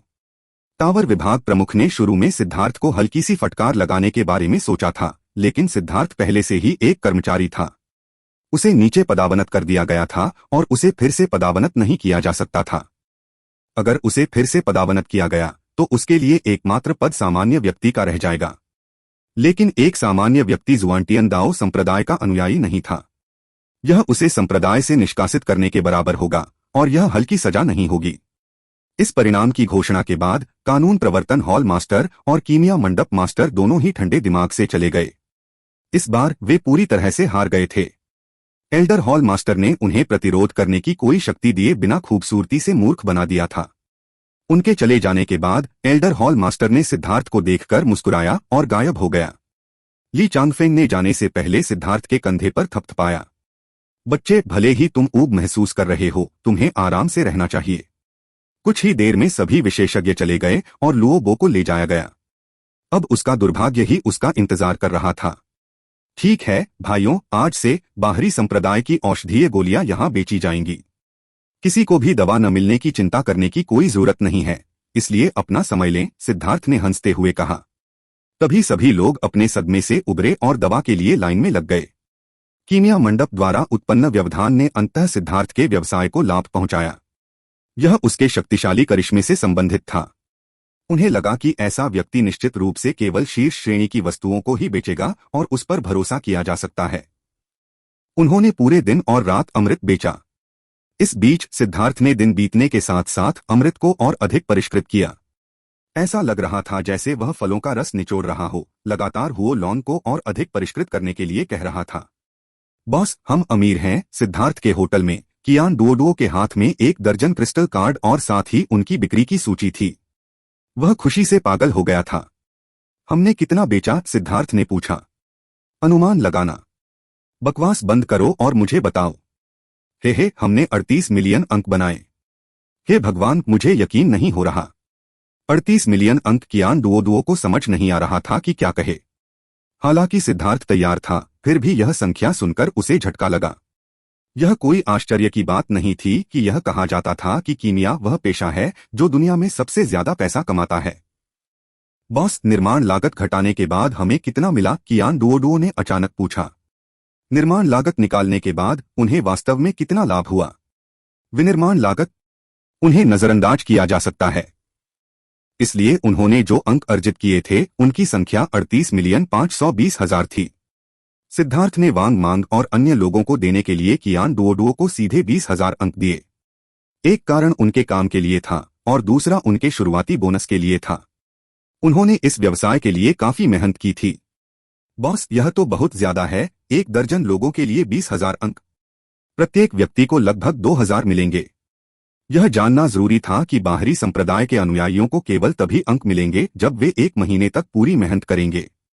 2,000 अंक 20 साल की आय के बराबर थे। हमें अविश्वसनीय लोग नहीं चाहिए और हम उन लोगों पर सवाल नहीं उठाते जिन पर हम भरोसा करते हैं। उन्हें मोटा बनाने और लालची बनाने के बारे में चिंता करने की कोई जरूरत नहीं है। मैं लोगों का न्याय करने में अच्छा हूं, इसलिए इसके बारे में चिंता न करें। वे बाहरी संप्रदाय के अनुयायी हैं, इसलिए उनकी क्षमता सीमित है। अब जब हम सभी परिचित हैं, अगर हम उनकी मदद कर सकते हैं तो हमें अपना सर्वश्रेष्ठ प्रयास करना चाहिए। हम भविष्य में पछताना नहीं चाहते हैं। सिद्धार्थ ने कहा। मैं समझ गया बॉस, मैं उन्हें तुरंत भेज दूंगा। कियान डुओडुओ को लगा कि यही कारण है कि सिद्धार्थ का अनुसरण करने वाले सभी लोग इतने अडिग रूप से वफादार थे। इस तरह की उदारता कुछ ऐसी थी जिसकी वह क्षमता नहीं रखता था। वह बाहरी लोगों को इतने सारे अंक देने को तैयार नहीं था। 13,000 लोगों के बीच विभाजित 38 मिलियन अंकों का अर्थ था कि प्रत्येक व्यक्ति को 3,000 से कम अंक मिलेंगे। जैसा कि अपेक्षित था, घर के प्रबंधक के बिना आपको यह एहसास नहीं होगा कि चावल और जलाऊ लकड़ी का प्रत्येक टुकड़ा कितना कीमती है। उसने सोचा था कि यह लाभ उन्हें मोटा कर देगा, लेकिन जैसे ही उसने इसका हिसाब लगाया, उसे एहसास हुआ कि यह उतना आश्चर्यजनक नहीं था जितना उसने सोचा था। सिद्धार्थ खुद को आहें भरने से रोक नहीं पाया। हालांकि जब उसने इसके बारे में सोचा तो उसे लगा कि वह बहुत लालची हो रहा है। गुलिशान के दिव्य जानवर हवेली को पहले स्थान के लिए केवल 5 मिलियन अंक मिले थे। उसे पता होना चाहिए कि कैसे संतुष्ट रहना है। कियान डुओडुओ जल्दी से वापस लौट आया, लेकिन वांग मांग और अन्य लोग उसके पीछे चले गए और कहा कि वे इतने सारे अंक स्वीकार नहीं कर सकते। सिद्धार्थ उनसे कुछ भी कहने की जहमत नहीं उठा सका और उसने सीधे उन्हें बाहर निकाल दिया। सिद्धार्थ ने कियान डुओडुओ को क्राउचिंग ड्रैगन माउंटेन पर वापस भेज दिया। उसे प्रत्येक शिष्य को 2,000 अंक देने थे और वे इससे जो चाहे कर सकते थे। वे अपनी जरूरत की तकनीक सीख सकते थे, वे अपनी जरूरत के हथियार खरीद सकते थे। अगर वे लड़कियों को उठाना चाहते थे तो भी यह ठीक था। लेकिन सिद्धार्थ जानता था कि ड्रैगन ब्लड लीजन में कोई भी ऐसा कुछ नहीं करेगा। वे बहुत भरोसेमंद थे। एकमात्र संभावित अपवाद गोरान था। कियान डुओडुओ के चले जाने के बाद सिद्धार्थ का दिमाग फिर से आदिम अराजकता की जगह पर लौट आया। वो लॉन के 8 विभाजित शरीर खून की तरह लाल हो गए थे। इसके शक्तिशाली उतार चढ़ाव ने सिद्धार्थ को भी चौंका दिया। वो लॉन ने सिद्धार्थ के चारों ओर कुंडली मार ली, उसे संदेश भेजा कि उसने लुओबो की पिल फ्लेम का 90% हिस्सा सोख लिया है। यह उसके लिए बहुत मददगार रहा और इसने तुरंत ही बची हुई स्कारलेट ब्लड फ्लेम के सार को परिष्कृत कर दिया। सिद्धार्थ ने इसके बारे में सोचा और जल्दी से महसूस किया कि लुओबो की गोली की लौ आध्यात्मिक युआन और एक पृथ्वी की लौ का विलय थी। यह निश्चित रूप से एक पृथ्वी की लौ थी, लेकिन इसमें कोई जीवन नहीं था और इसकी रैंकिंग अज्ञात थी। हालांकि अनगिनत वर्षों तक आध्यात्मिक युआन द्वारा पोषित होने के बाद यह वो लॉन के लिए एक स्वादिष्ट व्यंजन बन गया था और इसे अवशोषित करने से कोई दुष्प्रभाव नहीं था। इसे सीधे पचाया जा सकता था। अब वो लांग इतना शक्तिशाली हो गया था कि उसने लांग चेन को भी डरा दिया। वो लांग की भयानक क्षमता ने उसे बिना सीमा के बढ़ने दिया। उस समय ईस्टर्न वेस्टलैंड बेल ने इसे नीची नजर से देखा था और चाहा था कि सिद्धार्थ किसी दूसरी अर्थ फ्लेम पर स्विच करे और वो लॉन्ग को खिलाए। यहां तक कि ईस्टर्न वेस्टलैंड बेल भी गलत थी। उसने निश्चित रूप से कभी नहीं सोचा होगा कि वो लॉन्ग में इतनी क्षमता है। वो लोंग की आध्यात्मिक शक्ति में भी बहुत सुधार हुआ था। वह बिना किसी बाधा के सिद्धार्थ के साथ संवाद कर सकता था। सिद्धार्थ ने हुओ लॉन्ग से कहा कि जब समय हो तो वह उसे heavenly star c merging pills को परिष्कृत करने में मदद करे। वह जल्द से जल्द सभी को सी एक्सपेंशन के शिखर पर पहुंचाना चाहता था। अगले दिन सिद्धार्थ को कुछ अच्छी खबर मिली। झेंग वेनलोंग ने लोगों को भेजा था और सिद्धार्थ तुरंत उनका स्वागत करने के लिए बाहर गया। झेंग वेनलोंग के लोग राजा की वस्तुएं बनाने के लिए 100 से ज्यादा तरह की सामग्रियां लेकर आए थे। इनमें सार धातु, मिथ्रिल, पवन तांबा, रक्त टिन आदि शामिल थे। जब गो रान ने उन्हें देखा तो वह लगभग रो पड़ा। हालांकि जब ईस्टर्न वेस्टलैंड बेल ने हमला किया था तब से राजा की वस्तुओं के कुछ टुकड़े वहां मौजूद थे, लेकिन वे टुकड़े असली राजा की वस्तुओं को परिष्कृत करने के लिए पर्याप्त नहीं थे। इस सामग्री ने उसकी सबसे बड़ी समस्या को पूरी तरह से हल कर दिया। जाने से पहले उन लोगों ने सिद्धार्थ से कहा कि थोड़ी देर बाद और भी सामग्रियां आती रहेंगी। गो रान भी उन सामग्रियों के साथ धुएं के गुबार की तरह गायब हो गया। वह कुछ सिद्धांतों की पुष्टि करना चाहता था जो उसने सीखे थे। ड्रैगन ब्लड लीजन अब पूरी तरह से खेती करने के लिए पर्याप्त रूप से समृद्ध हो गया था। जहां तक अल्केमी पैवेलियन और कानून प्रवर्तन हॉल की बात है तो पूरी संभावना है कि इस बार अपनी विफलता के कारण उन्हें कुछ समय के लिए शांत होने के लिए मजबूर होना पड़ेगा। सिद्धार्थ ने भी अपने खुद के साधना आधार को बढ़ाने के लिए खुद को शोधन से छुट्टी दे दी।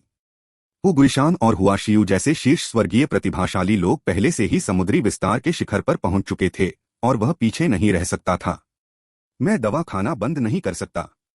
सिद्धार्थ ने मुट्ठी भर स्वर्गीय सितारा समुद्र विलय की गोलियां पकड़ी और उन्हें अपने मुंह में ठूंस लिया। सिद्धार्थ एकांत में चले गए। उनके एकांत में रहने के कारण जुआंतियान दाओ संप्रदाय धीरे धीरे शांत हो गया। बाहरी संप्रदाय में औषधीय अमृत के मामले ने बहुत बड़ी खलबली मचा दी थी। इस बार इस खबर को चुप रखने का कोई तरीका नहीं था क्योंकि बहुत से लोगों ने इसे देखा था। इसने व्यावहारिक रूप से पूरे जुआंतियान दाओ संप्रदाय को हिलाकर रख दिया था। सबको पता चल गया कि सिद्धार्थ कितना दबंग था। लाखों लोगों के सामने उसने एक राजा के मुंह पर कई बार तमाचे जड़े थे। जिन लोगों ने वह दृश्य देखा था वे उसे कभी नहीं भूल पाएंगे। सिद्धार्थ का नाम और भी गूंजने लगा। उसी समय सभी को शीर्ष ग्रेड स्वर्गीय हृदय आत्मा शांत करने वाले अमृत के बारे में पता चला। कई बाहरी संप्रदाय के शिष्य भी इससे प्रभावित हुए और वे इसे कियान दुओ से खरीदने आए। यह परिणाम सिद्धार्थ की उम्मीदों के अनुरूप ही था, लेकिन लुओबो की वजह से उसकी योजनाएं और भी तेज हो गई थीं। मूल रूप से उन्होंने सोचा था कि शीर्ष ग्रेड स्वर्गीय हृदय आत्मा शांत करने वाले अमृत का नाम आंतरिक संप्रदाय में फैलने के लिए 1 से 2 महीने की आवश्यकता होगी। उन्होंने सोचा कि यह एक स्थिर वृद्धि होगी, इसलिए एकांतवास में जाने से पहले उन्होंने कियान दुओ के लिए भारी मात्रा में स्टॉक छोड़ दिया था। अब कियान दुओ लगातार बाहरी संप्रदाय में व्यस्त रहने लगा। हालांकि वह एक निश्चित स्थिति में भी फंस गया था। वह यह था कि दिव्य जानवर हवेली, हेगमन हॉल और फ्लेम गेट के शिष्यों ने सभी लोगों को चुपके से इसे खरीदने के लिए भेजा था। इससे कियान दुओ बहुत नाराज हो गया। उसे अभी भी याद है कि कैसे उनके लोगों ने उनके पॉइंट खरीदने के तुरंत बाद उनका मजाक उड़ाना शुरू कर दिया था। हालांकि सिद्धार्थ ने कियान दुओ से कहा था कि वह उनकी बात पर ध्यान न दे। वे जितना चाहें उतना खरीद सकते हैं। व्यापारियों को सिर्फ मुनाफा बढ़ाने की चिंता थी। वे किसी से भी व्यापार कर लेते थे। उन्हें अपने दुश्मनों को मोटा करने की चिंता करने की जरूरत नहीं थी क्योंकि उन लोगों में ड्रैगन ब्लड लीजन के साथ दुश्मनी करने की कोई योग्यता नहीं थी। कियान दुओ ने उन्हें शीर्ष ग्रेड स्वर्गीय हृदय आत्मा शांत करने वाला अमृत बेचा और प्रत्येक दिन बड़ी मात्रा में अंक उसकी जेब में आते थे। सिद्धार्थ द्वारा बाहरी संप्रदाय में सर्वोच्च श्रेणी के स्वर्गीय हृदय आत्मा शांत करने वाले अमृत को सार्वजनिक रूप से बेचना कीमिया मंडप के लिए एक उकसावे की बात थी। यह विशेष रूप से अपमानजनक था क्योंकि लुओबो का साधना आधार अपंग हो गया था और उसे जुआंतियान दाओ संप्रदाय से निष्कासित कर दिया गया था। लेकिन पहले से ही कई कारणों से वे सिद्धार्थ के जाल में फंस गए थे। उसके पास अब एक सुरक्षात्मक ताबीज था जिससे वे कुछ भी करने में असमर्थ थे। सबसे पहले कीमिया मंडप ने सोचा कि सिद्धार्थ के पास अंततः अमृत खत्म हो जाएगा। अपने दम पर उसके लिए इतने उच्च श्रेणी के स्वर्गीय हृदय आत्मा शांत करने वाले अमृत को परिष्कृत करने का कोई तरीका नहीं था। लेकिन उन्हें जल्दी ही पता चल गया कि उसके पास इतना अमृत है कि वह उसे बेच भी नहीं सकता। उन्होंने तुरंत संदेह जताया कि अमृत को उन्होंने स्वयं परिष्कृत नहीं किया था, बल्कि संप्रदाय के बाहर से खरीदा गया था। यह संप्रदाय के नियमों के पूरी तरह विरुद्ध था। एल्डर हॉल ने सिद्धार्थ को बुलाया था और सबके सामने सिद्धार्थ ने हुओ लॉन्ग को बुलाया और उन्हें यह देखने की अनुमति दी कि यह अमृत को कैसे परिष्कृत करता है। जब कीमिया मंडप के लोगों ने हुओ लोंग को अमृत को अपने आप परिष्कृत करते देखा तो उनकी आंखें लगभग बाहर आ गईं। इस तरह की कीमिया तकनीक ने उन्हें अचंभित कर दिया। यह गति और दक्षता बिल्कुल हास्यास्पद थी। सिद्धार्थ ने हुओ लॉन्ग को वापस बुलाने से पहले उन्हें केवल एक सरल प्रदर्शन दिया। कीमिया मंडप के लोग केवल निराश होकर जा सकते थे। हालांकि उनके शिष्यों ने संदेह जताया कि सिद्धार्थ के पास इतनी सारी औषधीय सामग्री नहीं हो सकती, लेकिन दाओ संप्रदाय के नियमों में केवल इतना स्पष्ट रूप से कहा गया था कि बाहर से खरीदी गई गोलियां बेचने की अनुमति नहीं थी। औषधीय सामग्री खरीदने के बारे में कुछ भी नहीं था। जब तक सिद्धार्थ इसे व्यक्तिगत रूप से परिष्कृत करता, वह इसे दूसरों को बेच सकता था। तकनीकी रूप से वह इसे बड़ी मात्रा में नहीं बेच सकता था, लेकिन अब उसने वह अधिकार प्राप्त कर लिया था क्योंकि कीमिया मंडप ने उसके आवेदन को अस्वीकार कर दिया था। बहुत जल्दी 10,000 पिल हॉल ने यह संदेश भेजा कि उनके heavenly heart soul calming elixir की कीमत 50% कम हो रही है। इसके अलावा वे 2 खरीदो 1 मुफ्त पाओ की बिक्री भी कर रहे थे। लेकिन जब शिष्यों ने इसका हिसाब लगाया तो उन्हें अभी भी लगा कि सिद्धार्थ के शीर्ष ग्रेड स्वर्गीय हृदय आत्मा शांत करने वाले अमृत को खरीदना बेहतर था। आखिरकार इसका औषधीय प्रभाव अद्भुत था। भले ही 10,000 पिल हॉल ने कीमत कम कर दी हो, फिर भी कोई ऐसा नहीं था जिसने इसे खरीदा हो। परिणामस्वरूप अपने क्रोध में उन्होंने सीधे कीमत को फिर से आधा कर दिया और 1 खरीदो 1 मुफ्त पाओ की बिक्री शुरू कर दी। अंत में कुछ शिष्यों को यह बात समझ में आई और उन्होंने उनका अमृत खरीदना शुरू कर दिया। सिद्धार्थ ने अंदर ही अंदर उपहास किया। वे कीमतों की लड़ाई चाहते थे। इसे इस तरह बेचने से उन्हें पैसे का नुकसान होगा। सिद्धार्थ जानता था कि कीमिया मंडप जानबूझकर खुद को नुकसान पहुंचा रहा था ताकि उसे इतना लाभ न मिल सके। 10,000 पिल हॉल की बड़ी छूट वाकई बहुत ज्यादा थी। सिद्धार्थ के पास आने वाले लोगों की संख्या कम होती जा रही थी, जिससे कियान दुओ असहज हो रहा था। वह सिद्धार्थ से पूछने गया कि क्या उन्हें भी कीमत कम करनी चाहिए। सिद्धार्थ ने अपना सिर हिलाया। कीमतों में प्रतिस्पर्धा करना अक्षमता का प्रदर्शन है। इस तरह खेलना शर्मनाक होगा। किसी भी मामले में इस दौरान 1 और 30 मिलियन अंक उनकी जेब में आ गए थे। कुल की गणना करें तो शीर्ष grade heavenly heart soul calming elixir ने उन्हें 70 मिलियन से अधिक अंक का लाभ दिलाया था। सिद्धार्थ ने कियान दुओ से कहा कि इसे बेचना बंद करो और सभी को शांति से साधना करने पर ध्यान केंद्रित करने दो। वे बस देख सकते थे कि स्थिति कितनी जीवंत थी। परिणामस्वरूप यह वास्तव में जीवंत हो गया। कई लोगों ने सोचा था कि सिद्धार्थ और 10,000 पिल हॉल के बीच मूल्य युद्ध होगा, फिर लाभ कमाने वाले वे ही होंगे। लेकिन फिर सिद्धार्थ ने 10,000 पिल हॉल को नजरअंदाज कर दिया। उसने उनके साथ खेलने से इनकार कर दिया और उसने शीर्ष grade heavenly heart soul calming elixir बेचना बंद कर दिया। अब वे सभी प्रतीक्षारत शिष्य अचंभित हो गए, लेकिन उन्होंने तुरंत प्रतिक्रिया की और 10,000 गोली हॉल की ओर बढ़े, जिससे लगभग पूरा 10,000 गोली हॉल विस्फोट की चपेट में आ गया। वे अचंभित थे। उन्हें समझ में नहीं आ रहा था कि सर्वोच्च श्रेणी के स्वर्गीय हृदय आत्मा शांति अमृत की इस पागलपन भरी मांग के सामने क्या करें। कीमत में भारी कमी के कारण वे मूल रूप से हर बार 1 बोतल बेचने पर निर्माण लागत का 3 गुना खो रहे थे। इसे खरीदने वाले शिष्यों ने भी कुछ सुराग देखे थे और जितना संभव हो सके उतना खरीदने की पूरी कोशिश कर रहे थे।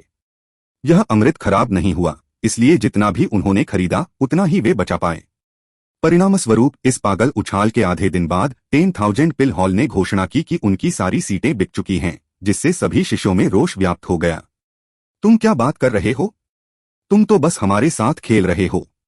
तुम इतनी जल्दी कैसे बिक गए? बिल्कुल आधे दिन तक लाइन में खड़े रहने के बाद आप हमें बताना चाहते हैं कि वहां कुछ भी नहीं है। ऐसा शो करने के बाद आप उन लोगों को कैसे समझाएंगे जो पूरे दिन लाइन में खड़े रहे? यह देखकर कि इतने सारे शिष्य लाइन में खड़े थे लेकिन कुछ भी खरीदने में सक्षम नहीं थे, 10,000 पिल हॉल केवल अपनी चमड़ी मोटी कर सकता था और समझा सकता था कि उनके पास वास्तव में कोई स्टॉक नहीं है। लेकिन बाद में और अधिक अमृत दिखाई देगा। यह स्पष्टीकरण सभी को स्वीकार्य नहीं था, लेकिन वे कुछ भी नहीं कर सकते थे। अधिक से अधिक वे कुछ शिकायतें चिल्ला सकते थे। उनमें लोगों को पीटने की सिद्धार्थ जैसी हिम्मत नहीं थी। सिद्धार्थ को बहुत पहले से ही इस सब की उम्मीद थी। फिलहाल अल्केमी पैवेलियन को अपने मूर्खतापूर्ण वादे के लिए बिल का भुगतान करना होगा। उन्हें स्वर्गीय हृदय आत्मा शांत करने वाले अमृत की बिक्री जारी रखनी पड़ी। हालांकि यह संभवतः सीमित मात्रा में होगा, लेकिन उन्हें निश्चित रूप से इसे बेचना जारी रखना होगा, अन्यथा यह उनके अपने चेहरे पर एक तमाचा होगा। जहां तक सिद्धार्थ की बात है, वह हर दिन औषधीय गोलियां खाने में व्यस्त रहता था। कभी कभी वह आंतरिक और बाहरी संप्रदायों में टहलने निकल जाता था। अचानक एक दिन ऐसा आया जब उसे एल्डर हॉल मास्टर ने बुलाया। वह एक शांत झील के सामने पहुंचा। उसने देखा कि जुआन मास्टर आराम से मछली पकड़ रहा था। जुआन मास्टर, क्या आपने इस शिष्य को बुलाया था? सिद्धार्थ ने सावधानी पूर्वक पूछा। एल्डर हॉल मास्टर उसे यहां लाने के बाद चले गए थे। जुआनतियान दाओ संप्रदाय के सबसे शक्तिशाली विशेषज्ञ का सामना करते हुए वह भी थोड़ा घबरा गया। क्या तुम्हें ऐसा लगता है कि मैं आराम कर रहा हूं? जुआन मास्टर थोड़ा मुस्कुराया। ठीक है, तुम ठीक लग रहे हो। तुम बहुत व्यस्त नहीं लग रहे हो। सिद्धार्थ ने सिर हिलाया। मुझे लगता है कि आप बहुत व्यस्त हैं। हाँ, मुझे भी लगता है कि मैं बहुत व्यस्त हूं। आप इतने व्यस्त क्यों हैं? सिद्धार्थ अवाक रह गया। ऐसा लग रहा था कि इस सवाल में कोई छिपा हुआ मतलब है। उसने कुछ देर सोचा और फिर बोला, मुझे लगता है कि ऐसा इसलिए हुआ क्योंकि मैं मजबूर था। जुआन मास्टर ने सिर हिलाया। यदि आप मेरी जगह खड़े होते तो क्या आप भी मेरी तरह इत्मीनान से चलते? शायद नहीं। अगर मैं तुम होते तो सबसे पहले मैं दाओ संप्रदाय के सभी मूर्खों को खोज निकालता, उनकी जमकर पिटाई करता और उन्हें संप्रदाय से बाहर निकाल देता।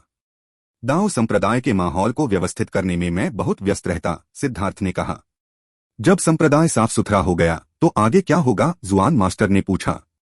ऐसा लग रहा था कि उसे सिद्धार्थ की बातों से कोई गुस्सा नहीं आया।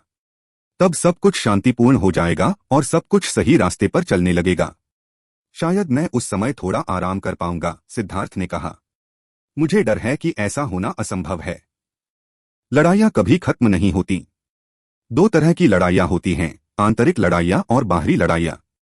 अभी दाओ संप्रदाय अंतहीन आंतरिक लड़ाइयों से भरा हुआ है और आपके दृष्टिकोण से यह बहुत अराजक लगता है। लेकिन यह एक बहुत ही सामान्य स्थिति है। एक व्यक्ति का दिल स्वाभाविक रूप से बहुत प्रतिस्पर्धी होता है। इसके बारे में एक पल के लिए सोचें। यदि आपके पास आंतरिक लड़ाई नहीं है तो आपको अपने भालों को बाहर की ओर इंगित करना होगा और लोगों को एकजुट करने के लिए एक नया दुश्मन खोजना होगा। उदाहरण के लिए, आपका ड्रैगन ब्लड लीजन आपस में नहीं लड़ता है। ऐसा इसलिए है क्योंकि आप दुश्मनों से घिरे हुए हैं और आपके पास आंतरिक लड़ाई का कोई अवसर नहीं है। लेकिन एक बार जब आपके आसपास के दुश्मन चले जाते हैं तो आपको या तो आंतरिक लड़ाई चुननी होगी या एक नया दुश्मन खोजना होगा। आप पूर्वी बंजर भूमि से उठे हैं। मैं आपकी नेतृत्व क्षमता की बहुत प्रशंसा करता हूं, लेकिन आप बहुत ज्यादा दबंग हैं, जबकि आप में नियंत्रण और धैर्य की कमी है। इसलिए मैं आपसे फिर से पूछना चाहता हूं। अपने उत्तर के बारे में सोचें। यदि आप मेरी जगह पर खड़े होते तो क्या आप भी मेरी तरह इत्मीनान से काम करते? जुआन मास्टर ने सिद्धार्थ की ओर देखा। सिद्धार्थ का दिल धड़क उठा क्योंकि वह एक अत्यंत अकल्पनीय बात के बारे में सोच रहा था। काफी देर बाद उसने अपना सिर हिलाया। मैं हूं। मैं चाहे जितनी भी ऊंचाई पर खड़ा हो जाऊं, मेरी सोच नहीं बदलेगी। जुआन मास्टर मुस्कुराए और सिद्धार्थ को जाने की अनुमति दी। जैसे ही वह चला गया, एक प्राचीन आवाज गूंजी। तुमने अभी भी इस पर हार नहीं मानी है? जुआन मास्टर ने आह भरी, मैं वास्तव में अनिच्छुक हूं। मैं किसी व्यक्ति के भविष्य को एक नजर से बता सकता हूं, लेकिन मैं सिद्धार्थ को नहीं देख सकता। उसके पास बहुत सारे चर हैं। मुझे वास्तव में आश्चर्य है, अगर मैंने उसे जुआनतियान दाओ संप्रदाय दिया तो क्या होगा? उस प्राचीन आवाज ने कहा, या तो यह शिखर तक पहुंच जाएगा या नष्ट हो जाएगा। और बाद की संभावना बहुत अधिक है। गुरुजी, इतने सालों तक आप शांतिपूर्ण रहे, कुछ खास नहीं किया। क्या यह बहुत उबाऊ नहीं है? जुआन गुरु ने पूछा। क्या सोच रहे हो? कोई बेवकूफी मत करो। हम अपने पूर्वजों की नींद की रखवाली करते हैं। मेरे मरने के बाद मुझे आने वाले पूर्वजों से मिलने का मौका मत दो, उस आवाज ने चेतावनी दी। आप बहुत रूढ़िवादी थे, जिसके कारण मैं भी रूढ़िवादी बन गया। जुआनटियन दाओ संप्रदाय पहले ही स्वर्ग पर हावी होने का रवैया खो चुका है जो मूल संस्थापक के पास था। इसके बजाय इसने कब्र में पैर रखने वाले एक बुजुर्ग का रवैया अपनाया है। अगर हम इसी तरह चलते रहे तो हम कितने समय तक टिक पाएंगे? जुआन मास्टर ने पूछा। प्राचीन आवाज बहुत देर तक चुप रही और फिर आह भरते हुए बोली, जो तुम करना चाहते हो करो। जुआनटियान दाओ संप्रदाय ने वास्तव में अपना पूर्व गौरव खो दिया है। चूंकि तुम्हारी महत्वाकांक्षाएं हैं, इसलिए तुम्हारा गुरु तुम्हारा समर्थन करेगा। धन्यवाद गुरु। चिंता मत करो, शिष्य आपको निराश नहीं करेगा। जुआन मास्टर मुस्कुराए। उनकी आंखों में एक चमकदार रोशनी चमक उठी। सिद्धार्थ के आने से उन्हें कई चीजें देखने का मौका मिला था। शायद यह जुआनटियान दाओ संप्रदाय के उत्थान का मौका था। समय सचमुच बहुत तेजी से बीत गया और 2 महीने बहुत तेजी से बीत गए। एक बार फिर प्रतियोगिता का दिन आ गया। इस दिन सभी आंतरिक संप्रदाय के शिष्य जो भाग लेने वाले थे चौक में एकत्र हुए। दिव्य पशु हवेली, हेगेमॉन हॉल, स्वर्गीय महिला गठबंधन, फ्लेम गेट और 10,000 कीट गिल्ड के शिष्य सभी ड्रैगन ब्लड लीजन के सदस्यों को आश्चर्य से देख रहे थे। पिछली बार जब उन्होंने उन्हें देखा था तब ड्रैगन ब्लड लीजन के अधिकांश लोग अभी भी मध्य सागर विस्तार क्षेत्र में थे, लेकिन सिर्फ 2 महीनों में ही वे सभी अंतिम चरण में पहुंच गए थे। उनमें से 80% समुद्री विस्तार के 9वें स्वर्ग चरण तक पहुंच गए थे और शेष सभी 8वें स्वर्ग चरण तक पहुंच गए थे। यह जानना जरूरी था कि अन्य 5 गुटों द्वारा उन्हें अस्वीकार किए जाने का एक मुख्य कारण उनकी कम खेती का आधार था। हालांकि ड्रैगन ब्लड लीजन में शामिल होने के बाद वे स्वर्गुथल पुथल वाले बदलाव से गुजरे थे। अब उनकी साधना का आधार किसी भी अन्य गुट से कमजोर नहीं था। जो अंतर स्वर्गिक खाई जैसा था वह सिर्फ 4 महीनों में पूरी तरह से भर गया था। ड्रैगन ब्लड लीजन के सामने सिद्धार्थ खड़ा था। उसकी आभा विशाल और शक्तिशाली थी, जो समुद्र विस्तार के शिखर की तरह लग रही थी। दूसरों के लिए यह सचमुच समुद्र विस्तार का चरम होगा। वह 10वें स्वर्ग चरण तक पहुंच गया था। उसने स्वर्गीय सितारा समुद्र विलय की गोलियां ऐसे खाईं जैसे वे कैंडी हों। व्यावहारिक रूप से कभी भी उनका सेवन बंद नहीं किया। वह अंततः अपने साधना आधार को अन्य कमांडरों के समान स्तर तक बढ़ाने में कामयाब हो गया था, लेकिन 3 बार आगे बढ़ने के कारण उसकी आभा उसके नियंत्रण से बाहर हो गई थी। यह विशेष रूप से तब सच था जब वह 10वें स्वर्ग चरण में आगे बढ़ गया था, क्योंकि उसकी आभा तुरंत बहुत बढ़ गई थी। 9 सितारा हेजमन बॉडी 8 सामान्य साधना तकनीकों से अलग थी। उसके पास 13 स्वर्ग चरण थे और एक बार जब वह 10वें स्वर्ग चरण तक पहुंच गया तो उसकी शक्ति में उछाल आएगा। उसके बाद प्रत्येक उन्नति अविश्वसनीय रूप से कठिन होगी, लेकिन शक्ति में वृद्धि भी आश्चर्यजनक होगी। इसके अलावा जब वह 10वें स्वर्ग चरण पर पहुंचा तो उसके क्यूई समुद्र का आकार तुरंत ही बढ़ गया। यह एक कप की तरह था जो टूट गया था। उसके क्यूई समुद्र की सीमाएं टूट गईं, जिससे उन्हें एक नए स्तर तक फैलने की अनुमति मिल गई। इसके अलावा उसने महसूस किया कि रहस्यमय ऊर्जा जो उसके क्यूई सागर को सीमित कर रही थी वह भी गायब हो गई थी। उसके क्यूई समुद्र ने अपनी पुरानी सीमाएं तोड़ दी थीं और एक बार फिर फैल रहे थे। इसका नतीजा यह हुआ कि अब उसके पास पहले से 2 गुना आध्यात्मिक युवान था। यह सबसे आश्चर्यजनक बात नहीं थी। एक बार जब उसके क्यूई समुद्र फिर से बढ़ने लगे तो उसके एक्यूपंक्चर बिंदुओं में पोषित होने वाले स्प्लिट द हेवंस के तीसरे रूप के दिव्य रून सूखे नदी के किनारों की तरह थे, जिन्हें बारिश का पानी मिला था। कल ही वे पूरी तरह से संतुष्ट हो गए थे और अब और मजबूत नहीं हो रहे थे। दूसरे शब्दों में वह अब स्प्लिट द हेवंस के तीसरे रूप की सच्ची शक्ति का उपयोग कर सकता था। ड्रैगन ब्लड लीजन में सभी लोग ऐसे लग रहे थे जैसे वे बदल गए हों। वे सभी बिल्कुल नए लोग लग रहे थे, जिससे कई लोग ईर्ष्या से भर गए। सिद्धार्थ द्वारा बाहरी संप्रदाय में अंक के लिए औषधीय अमृत बेचने की बात उन्हें आम जानकारी थी, लेकिन ईर्ष्या करने से कोई फायदा नहीं था। उन्होंने ड्रैगन ब्लड लीजन के योद्धाओं को अपने भरपूर अंकों का उपयोग खुद को सुसज्जित करने और उच्च श्रेणी के प्रशिक्षण कक्षों में खेती करने के लिए करते देखा था। उन्होंने लगभग पूरा दिन उच्च श्रेणी के प्रशिक्षण कक्षों में बिताया। उनके नए अमीर आचरण ने उन्हें परेशान किया, लेकिन ड्रैगन ब्लड लीजन के योद्धाओं के लिए यह बेहद ताज़ा था। कुछ समझदारी भरे शब्दों का उपयोग करें जो गुओ रान ने एक बार कहा था, मुझे यह सबसे अच्छा लगता है जब मुझे देखकर आपको चिढ़ होती है, लेकिन आप कुछ भी नहीं कर सकते। इस दौरान ड्रैगन मार्क योद्धाओं ने छलांग और सीमा से आगे बढ़ने का सही अर्थ अनुभव किया था। वे सिद्धार्थ के प्रति कृतज्ञता और श्रद्धा से भरे हुए थे। उनके दिलों में सिद्धार्थ एक देवता था। सिर्फ 4 महीनों में उसने उन सभी को, जिन्हें कोई नहीं चाहता था, उन अन्य प्रतिभाशाली लोगों के समान स्तर पर ला दिया था। उनकी शक्ति न केवल अभूतपूर्व स्तर तक बढ़ गई थी, बल्कि उन्होंने अपने लिए आवश्यक खजाने प्राप्त करने के लिए अंकों का भी उपयोग किया था। उन सभी के पास संभवतः सबसे अच्छे खजाने के सामान थे, और कुछ के पास कुछ रक्षात्मक उपकरण खरीदने के लिए बचे हुए अंक भी थे। इससे वे सभी इस बार प्रतियोगिता के बारे में बहुत आश्वस्त थे। देहाती गवारों का एक झुंड। सिद्धार्थ के पक्ष को उच्च मनोबल में देखकर क्यू शिनयान ने एक व्यंग्यात्मक टिप्पणी की और जमीन पर थूक दिया। वह घृणा और ईर्ष्या से भरा हुआ था। पाव। क्यू शिनयान ने अभी अपना भाषण समाप्त ही किया था कि तभी एक जोरदार आवाज सुनाई दी। एक व्यक्ति उसके सामने आया और उसके चेहरे पर जोरदार तमाचा मारा। मैंने तुम्हें कितनी बार कहा है कि प्लाजा को गंदा मत करो, सिद्धार्थ ने ठंडे स्वर में कहा। असहनीय बदमाशी। फैन सॉन्ग के चेहरे पर शत्रुतापूर्ण भाव उभर आए। वह कुछ ही दूरी पर खड़ा था और उसने सिद्धार्थ की ओर मुक्का मारते हुए हमला किया। जोरदार गड़गड़ाहट हुई और सभी के चेहरे पर भाव बदल गए। सिद्धार्थ ने भी एक जोरदार मुक्का मारा और जब वे टकराए तो पूरा चौक हिल गया। हर कोई इस शक्ति से हैरान था। सबसे चौंकाने वाली बात यह थी कि सिद्धार्थ और फैन सॉन्ग ने अपनी कोई भी आभा नहीं छोड़ी थी। दूसरे शब्दों में यह सिर्फ एक साधारण हमला था। सिद्धार्थ का दिल कांप उठा। फैन सॉन्ग वाकई बहुत शक्तिशाली था। इस आदान प्रदान से उसकी कलाई थोड़ी सुन्न हो गई। हालांकि वह जानता था कि फैन सॉन्ग एक दुर्लभ शारीरिक साधक था, लेकिन सिद्धार्थ ने यह नहीं सोचा था कि 3 लोगों में आगे बढ़ने के बाद भी वह शारीरिक रूप से थोड़ा कमजोर हो जाएगा। सिद्धार्थ हैरान था, लेकिन फैन सॉन्ग उससे भी ज्यादा हैरान था। वह 5वीं रैंक का दिव्य प्राणी था, असाधारण प्रतिभा और शक्ति वाला व्यक्ति। इसके अलावा वह 1000 साल में एक बार शरीर साधक बनने वाला प्रतिभाशाली व्यक्ति था।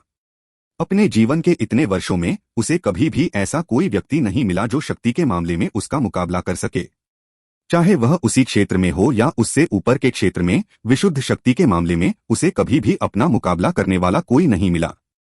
हालांकि सिद्धार्थ ने क्यू शिनयान के खिलाफ अपनी लड़ाई में बहुत ताकत दिखाई थी, फिर भी वह सिद्धार्थ को अपने मुकाबले में नहीं मानता था। लेकिन इस मुकाबले में वे बराबरी पर थे। इससे वह हैरान और क्रोधित हो गया। यह उसकी खासियत थी और उसे नष्ट कर देना चाहिए था। उनके बराबर होने से उसे नुकसान हुआ। फैन सॉन्ग ने भौहें सिकोड़ी और वह अपनी असली शक्ति का उपयोग करने ही वाला था कि एक ठंडी आवाज गूंजी। मुझे खुशी है कि आप इतने ऊर्जावान हैं। सिद्धार्थ और फैन सॉन्ग जल्दी से पीछे हट गए। सुमो एक बार फिर हवा में दिखाई दिया। वह अभी भी खून से लथपथ था। इसके अलावा उसके कंधे पर एक घाव था जो इतना गहरा था कि हड्डी दिखाई दे रही थी। कोई ऐसी ऊर्जा थी जो उसके मांस को नष्ट करने की कोशिश कर रही थी, जिससे उसके ठीक होने की गति बहुत धीमी हो गई थी। हम मोर्चे पर खूनी लड़ाई लड़ रहे हैं, जबकि आप सभी आपस में लड़ने में खुश और ऊब चुके हैं। कमाल है, वाकई कमाल है, सुमो ने व्यंग्य किया। वरिष्ठ प्रशिक्षु भाई सुमो, मैं। चुप रहो, क्यू शिनयान शिकायत करने ही वाला था कि सुमो ने उसे टोक दिया। मैं तुम्हारी तरह बोर नहीं हूं और मुझे तुम्हारी छोटी छोटी बातों से कोई मतलब नहीं है। क्या तुम्हें एहसास है कि जब तुम अपनी बकवास में व्यस्त रहते हो तो लोग हर दिन तुम्हारी रक्षा के लिए लगातार गिर रहे होते हैं? मुझे नहीं पता था कि मैं तुम्हें यह पहले कैसे बताऊं, लेकिन यह देखते हुए कि तुम में कितनी ऊर्जा है, मैं शिष्टाचार पर खड़ा नहीं होऊंगा। उसकी नजर सभी पर पड़ी। उसने आगे कहा, मूल रूप से आपको शैतान जानवरों के खिलाफ लड़ाई की आदत डालने के लिए 3 बार प्रतियोगिता में भाग लेना चाहिए था। तभी आपको असली युद्ध के मैदान में भेजा जाएगा। लेकिन आप बहुत बदकिस्मत हैं। पिछले कुछ दिनों में नरकीय शैतान रसातल में अराजकता बढ़ने लगी है और अनगिनत शैतान जानवर मार्शल हेवन महाद्वीप में प्रवेश करने के लिए विश्व अवरोध को पार कर गए हैं। जुआंटियन दाओ संप्रदाय की रक्षात्मक रेखा दबाव में है, इसलिए इस बार प्रतियोगिता रद्द कर दी गई है और इसकी जगह एक वास्तविक लड़ाई होगी। दूसरे शब्दों में, आप जुआंटियन दाओ संप्रदाय के गढ़ों में से एक के युद्ध के मैदान में कदम रखेंगे। आपके सभी गुट एक गढ़ की रक्षा के लिए सहयोग करेंगे। यह एक सच्ची लड़ाई है और यह खूनी और क्रूर होगी। लेकिन एक बात जो खुशी की बात है वह यह है कि नरकीय शैतान रसातल में दिखाई देने वाले शैतान जानवर अभी भी नियंत्रण में हैं। ऐसा कोई शैतान जानवर नहीं होगा जिसे आप हरा न सकें, लेकिन आपको पता होना चाहिए, एक सच्ची लड़ाई में एक पल में बदलाव हो सकते हैं। कुछ भी संभव है। मेरे पास तुम्हें सिखाने के लिए कुछ भी नहीं है। तुम्हें क्रूर युद्ध के मैदान में सब कुछ सीखना होगा। समय दबाव में है। कंगन पहने रहो क्योंकि इस लड़ाई में पिछली बार से भी ज्यादा इनाम है। 7वीं रैंक के शैतान जानवरों को मारना 1 किल पॉइंट के बराबर होगा। 8वीं रैंक के शैतान जानवर 100 पॉइंट के बराबर हैं और 9वीं रैंक के शैतान जानवरों के लिए तुम्हें उनसे नहीं टकराना चाहिए। तुम एक टीम हो जो अपने विरोधियों को मारने पर केंद्रित है। जब लड़ाई खत्म हो जाती है तो आप सीधे अपने पास मौजूद किल पॉइंट को संप्रदाय के पॉइंट से बदल सकते हैं। 1 किल पॉइंट 1 पॉइंट के बराबर होता है। 1 मार बिंदु 1 बिंदु के बराबर था। सभी शिष्य खुश थे। प्रत्येक 7वें रैंक के शैतान जानवर को मारने पर 1 अंक मिलता था। याद रखें, यह आम प्रतियोगिता नहीं है। यह एक सच्ची लड़ाई है। अगर कोई बिना आदेश के भागता है तो चाहे उसके आसपास के सभी लोग मारे जाएं, फिर भी संप्रदाय द्वारा उसे मार दिया जाएगा, सुमो ने ठंडे स्वर में कहा। हर किसी के दिल कांप उठे। वे अब किसी मुकदमे में शिष्य नहीं थे, बल्कि युद्ध में सैनिक थे। सैन्य आदेशों का पालन करना पड़ता था और उल्लंघन करने वालों को मृत्युदंड दिया जाता था। सिद्धार्थ को ज्यादा आश्चर्य नहीं हुआ। संप्रदाय ने अपने सैनिकों को प्रशिक्षित करने पर बहुत ज्यादा खर्च किया था। जुआंटियन दाओ संप्रदाय का खाना पीना मुफ्त नहीं था। उनका सामान लेने के बाद उन्हें उनके लिए काम करना पड़ता था। आपको अपने स्वयं के रक्षात्मक क्षेत्रों में ले जाया जाएगा। याद रखें, यदि कोई शैतान जानवर आपके क्षेत्र से आगे बढ़ता है तो न केवल आपके सभी मारक बिंदु समाप्त हो जाएंगे, बल्कि आपको भारी सजा भी मिलेगी। उसके बाद उनके पैरों के नीचे की ईंटें चमक उठीं और प्रत्येक गुट असंख्य रूनों से घिर गया। रूनों ने हवा में एक विशाल क्षेत्र बनाया तथा यह सुनिश्चित किया कि वे उनमें से प्रत्येक को घेरे हुए हों। बस उन्होंने महसूस किया कि अंतरिक्ष घूम रहा है और फिर उन्होंने अंधीन अंधकार देखा। वे इस अंधीन अंधकार में कई सांसों तक रहे, इससे पहले कि अंधकार फीका पड़ जाए और वे एक धुंधले युद्ध के मैदान में दिखाई दिए। आसमान में उदासी छाई हुई थी और सूरज कहीं नजर नहीं आ रहा था। खून के रंग की धुंध हवा में एक क्रूर आभा से भर गई थी। मौत की गंध तेज थी। सिद्धार्थ और अन्य लोग एक घाटी में दिखाई दिए। यह घाटी निश्चित रूप से प्राकृतिक नहीं थी। यह मनुष्यों द्वारा बनाया गया एक मार्ग था। यह 100 मील चौड़ा था। यह एक विशेष रूप से निर्मित चैनल था और जब सिद्धार्थ ने अपनी दिव्य भावना फैलाई तो उसे 1000 मील दूर एक और चैनल का एहसास हुआ। इन दोनों चैनलों के बीच एक बहुत बड़ी और मोटी दीवार थी। यह दीवार रून से ढकी हुई थी और अतुलनीय रूप से मजबूत थी। उसके दाहिनी ओर का चैनल हुआ शिव के स्वर्गीय महिला गठबंधन द्वारा संरक्षित था। उसकी बाईं ओर एक खड़ी पहाड़ी थी। विशाल पर्वत ऊंचे उठे हुए थे और दूर दूर तक फैले हुए थे। यह पर्वत एक प्राकृतिक अवरोध था। जुआंतियान दाओ संप्रदाय के शिष्यों के पीछे एक विशाल गढ़ था। सिद्धार्थ और अन्य लोग गढ़ के सामने अंतिम बाधा थे। यहाँ 6 चैनल थे और जब शैतान जानवरों की सेना आती थी तो वे 6 चैनलों में फैल जाते थे। इससे उनकी शक्ति बिखर जाती थी, जो घात लगाकर हमला करने और उन्हें रोकने के लिए लाभदायक थी। अगर शिष्य आगे देख पाते तो वे देख पाते कि उनकी सभी नाड़ियां उनके सामने एक और विशाल नाड़ी से जुड़ी हुई थीं। उस विशाल नाड़ी के अंत में एक और भी बड़ी नाड़ी थी। हर चैनल की कई शाखाएं थीं। यह एक नदी को रोकने की कोशिश करने जैसा था। जब मोर्चे पर मौजूद लोग विशाल शैतानी सेना को रोकने में असमर्थ थे तो वे उनमें से कुछ को अपने दर्रे के अंत में शाखाओं के माध्यम से जाने देते थे। कई स्तरों की चौकियों के बाद भी यदि शैतानी सेना को नहीं रोका जा सका तो उन्हें मजबूरन गढ़ को सक्रिय करना पड़ेगा। यह गढ़ जुआंटियन दाओ संप्रदाय का सबसे मजबूत रक्षात्मक उपाय था। एक बार सक्रिय होने के बाद यह अज्ञात था कि यह कितने शैतान जानवरों को मार सकता था। संप्रदाय ने इसे बनाने के लिए बहुत ज्यादा जनशक्ति और धन खर्च किया था, लेकिन इस तरह के भयानक गढ़ को सक्रिय करने के लिए बहुत ज्यादा संसाधनों की जरूरत होगी। यहां तक कि जुआंटियन दाओ संप्रदाय भी इसका इस्तेमाल करने को तैयार नहीं था जब तक कि उन्हें मजबूर न किया जाए। सिर्फ एक बार इसका इस्तेमाल करना उनके दिल पर बहुत बड़ा आघात होगा। ड्रैगन ब्लड योद्धाओं को इस युद्ध के मैदान में प्रवेश करते ही ऐसा महसूस हुआ जैसे उनके दिलों पर पत्थर का सा दबाव पड़ रहा हो। इन भव्य किलों और हवा में फैली मौत की गंध को देखकर कोई भी उदासीन नहीं रह सकता था। यह युद्ध के मैदान का दबाव था। जितने ज्यादा लोग मारे गए, दबाव उतना ही ज्यादा होगा। इस तरह का मानसिक दबाव बहुत ज्यादा परेशान करने वाला था। तूफान की तरह वध करने वाली संरचना बनाओ। अपने बीच की दूरी और दूरी का ध्यान रखो।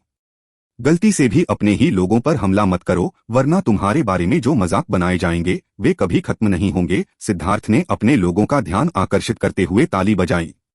वे जल्दी से फैल गए। बवंडर वध संरचना में 9 के समूह बनाने शामिल थे।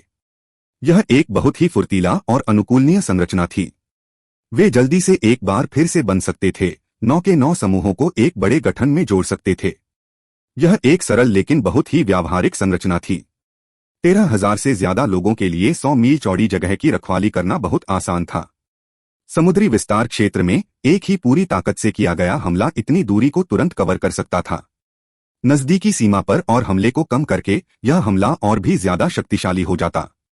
ड्रैगनब्लड लीजन के योद्धाओं ने जल्दी से अपनी जगह ले ली। अपनी जगह लेने में व्यस्त होने से ही उन्हें युद्ध के मैदान का दबाव कम महसूस हुआ। इतना घबराओ मत, क्योंकि यह बहुत मूर्खतापूर्ण बात है। अब जब तुम युद्ध के मैदान में हो तो केवल ताकत ही मायने रखती है। अगर तुम काफी मजबूत हो तो तुम्हारे सामने मौजूद शैतानी जानवर सिर्फ अंक हैं। अगर तुम काफी मजबूत नहीं हो तो चिंता करने की और भी कम वजह है। तुम निश्चित रूप से मर जाओगे, तो घबराने की क्या जरूरत है, सिद्धार्थ ने कहा। ड्रैगनब्लड लीजन के सदस्य अनायास ही हंस पड़े।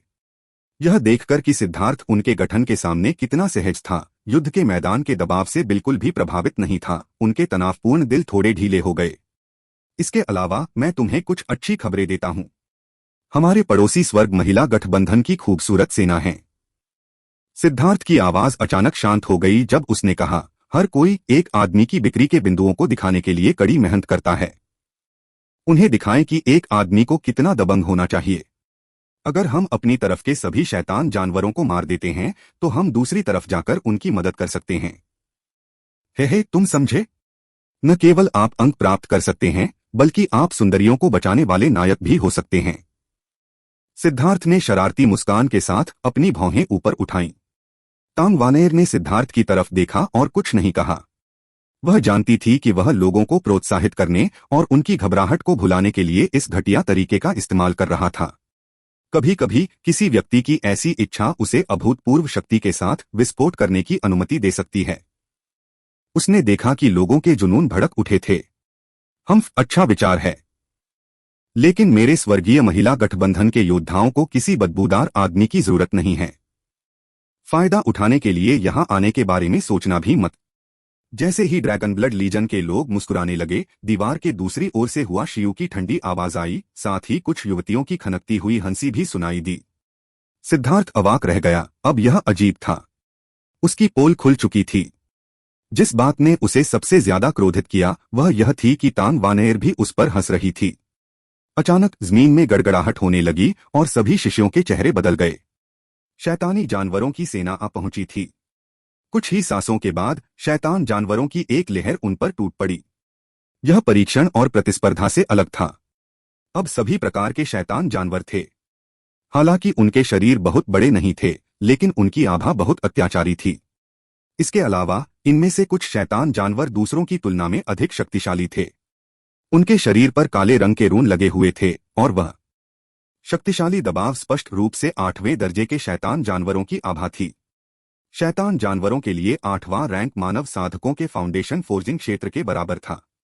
वे बहुत शक्तिशाली थे। जैसे जैसे अनगिनत शैतान जानवर आगे बढ़ते गए, जमीन लगातार हिलती रही। जैसे जैसे वे करीब पहुंचे, लोगों ने देखा कि कुछ शैतान जानवर बंदरों जैसे थे जिनके नुकीले दांत उग आए थे, कुछ इंसानी रूप में मगरमच्छ जैसे थे और कुछ के पास सिर्फ अंग थे, सिर नहीं था। यह अज्ञात था कि वे क्या थे। यहां तक कि दर्जनों मील दूर से भी वे अपने ऊपर गिरती हुई सड़न और मौत की गंध को महसूस कर सकते थे। यह कोई आश्चर्य की बात नहीं थी कि इस जगह को नरकीय शैतानी रसातल कहा जाता था। ऐसा लग रहा था जैसे वे नरक से शैतानों का सामना कर रहे थे। भाइयों, काम पर लग जाओ। गोरान, तुम लोगों को निर्देश देने के प्रभारी हो। लोगों को बुलाओ कि वे 8वीं श्रेणी के शैतान जानवरों को मार डालें जो फिसल कर निकल जाते हैं। तांग वानेर, गुयांग, ली क्यू और सोंग मिंगयुआन, रक्षा की पहली पंक्ति के रूप में मेरे पीछे आओ। बाकी सभी छोटी मछलियां तुम्हारे लिए छोड़ दी जाएंगी। सिद्धार्थ ने हाथ हिलाया और एक विशाल ज्वाला ड्रैगन बाहर उड़ गया। इसकी ज्वाला रून रक्त के रंग की थी और जब उसने अपना मुंह खोला तो एक ज्वाला उल्का शैतान जानवरों पर बरस पड़ी। धमाका! आग की लपटें फूट पड़ी जिससे कोई भी शैतान जानवर भस्म हो गया। 7वें दर्जे के शैतान जानवर तुरंत ही मल में बदल गए और 1 दर्जन 8वें दर्जे के शैतान जानवर भी मारे गए और कान फाड़ देने वाली चीखें निकालने लगे। हालांकि वे तुरंत नहीं मरे, लेकिन वे बुरी तरह घायल हो गए। वो लोंग मुड़ा और अपनी पूंछ के एक झटके से उसने उन जलते हुए 8वें दर्जे के शैतानी जानवरों को उड़ा दिया। वह सबसे आगे की ओर उड़ गया। जब दूसरे दर्रे में मौजूद शिष्यों ने देखा कि यह कितना शक्तिशाली था, तो वे पूरी तरह से चौंक गए। केवल एक व्यक्ति की आंखों से लपटें निकलने वाली थीं। वह व्यक्ति क्यू शिन्यान था। सिद्धार्थ के फ्लेम ड्रैगन की ताकत पूरी तरह से उसके कारण थी। उसकी 3 पृथ्वी लपटें उसके द्वारा भस्म हो गई थीं। अन्य 5 गुटों ने भी कार्रवाई की। हुआ शिव को उड़ते हुए फूलों की पंखुड़ियों ने घेर लिया और शैतान जानवर संपर्क में आते ही फट गए। यहां तक कि 8वीं रैंक के शैतान जानवर भी विरोध करने में असमर्थ थे। कितनी भयानक महिला है! उन फूलों की पंखुड़ियों में निश्चित रूप से कोई रहस्य छिपा है, अन्यथा वे इतनी तीक्ष्ण नहीं हो सकती। सिद्धार्थ इस शक्ति से चौंक गया। उसने उन पंखुड़ियों में किसी भी मौलिक ऊर्जा को महसूस नहीं किया, लेकिन उनकी तीक्ष्णता खजाने की वस्तुओं से भी अधिक थी। हुआ शिव ने अपनी शक्ति का प्रदर्शन करते हुए सबसे आगे खड़े शैतानी जानवरों का वध कर दिया। उनमें से केवल कुछ ही उसके घेरे से बच पाए और उसके पीछे के लोगों पर हमला कर दिया। लेकिन उसके पीछे झाओ जियान थी और उसने महिला योद्धाओं को शैतान जानवरों पर हमला करने का निर्देश दिया। सब कुछ नियंत्रण में था और वे बिल्कुल भी घबराई नहीं थीं। हुआ शिव के दूसरी तरफ वांग जेन का 10,000 कीट संघ था। वांग जेन भी अपनी भयानक शक्ति का प्रदर्शन कर रहा था। यह तो पता नहीं चल पाया कि उसने इतने सारे कीड़े कब उगाए थे, लेकिन उसने अपने सभी शिष्यों को वापस बुला लिया। कीड़ों की एक विशाल सेना का इस्तेमाल करके उसने अपने चैनल के प्रवेश द्वार पर मौत का जाल बना दिया। जमीन पर तरह तरह के खोल वाले कीड़े दिखाई देने लगे। वे कीड़े लगातार अपने मुंह से जहर उगल रहे थे और जिस भी शैतानी जानवर पर जहर का असर होता, वह तुरंत ही जहर उगलने लगता और चीखने लगता। हवा में अनगिनत 3 मीटर लंबे मधुमक्खी जैसे कीड़े थे। उन्होंने अपनी पूंछ से लंबे डंक निकाले जो शैतानी जानवरों को छेद रहे थे। जब शैतान जानवरों पर जहर का प्रहार हुआ, तो इन डंकों के कारण उनका शरीर तुरंत सड़े हुए मांस की तरह फट गया। जब शैतान जानवर मारे जाते, तो असंख्य चिमटे जमीन से बाहर निकल आते और उनकी लाशें खा जाते। कीड़े सिर्फ 3 तरह के नहीं थे। कीड़े हर तरह के थे। कुछ चारा के तौर पर काम करते थे, कुछ ढाल के तौर पर काम करते थे, कुछ छिपकर हमला करते थे। यह कीड़ों की एक अनथीन सेना थी।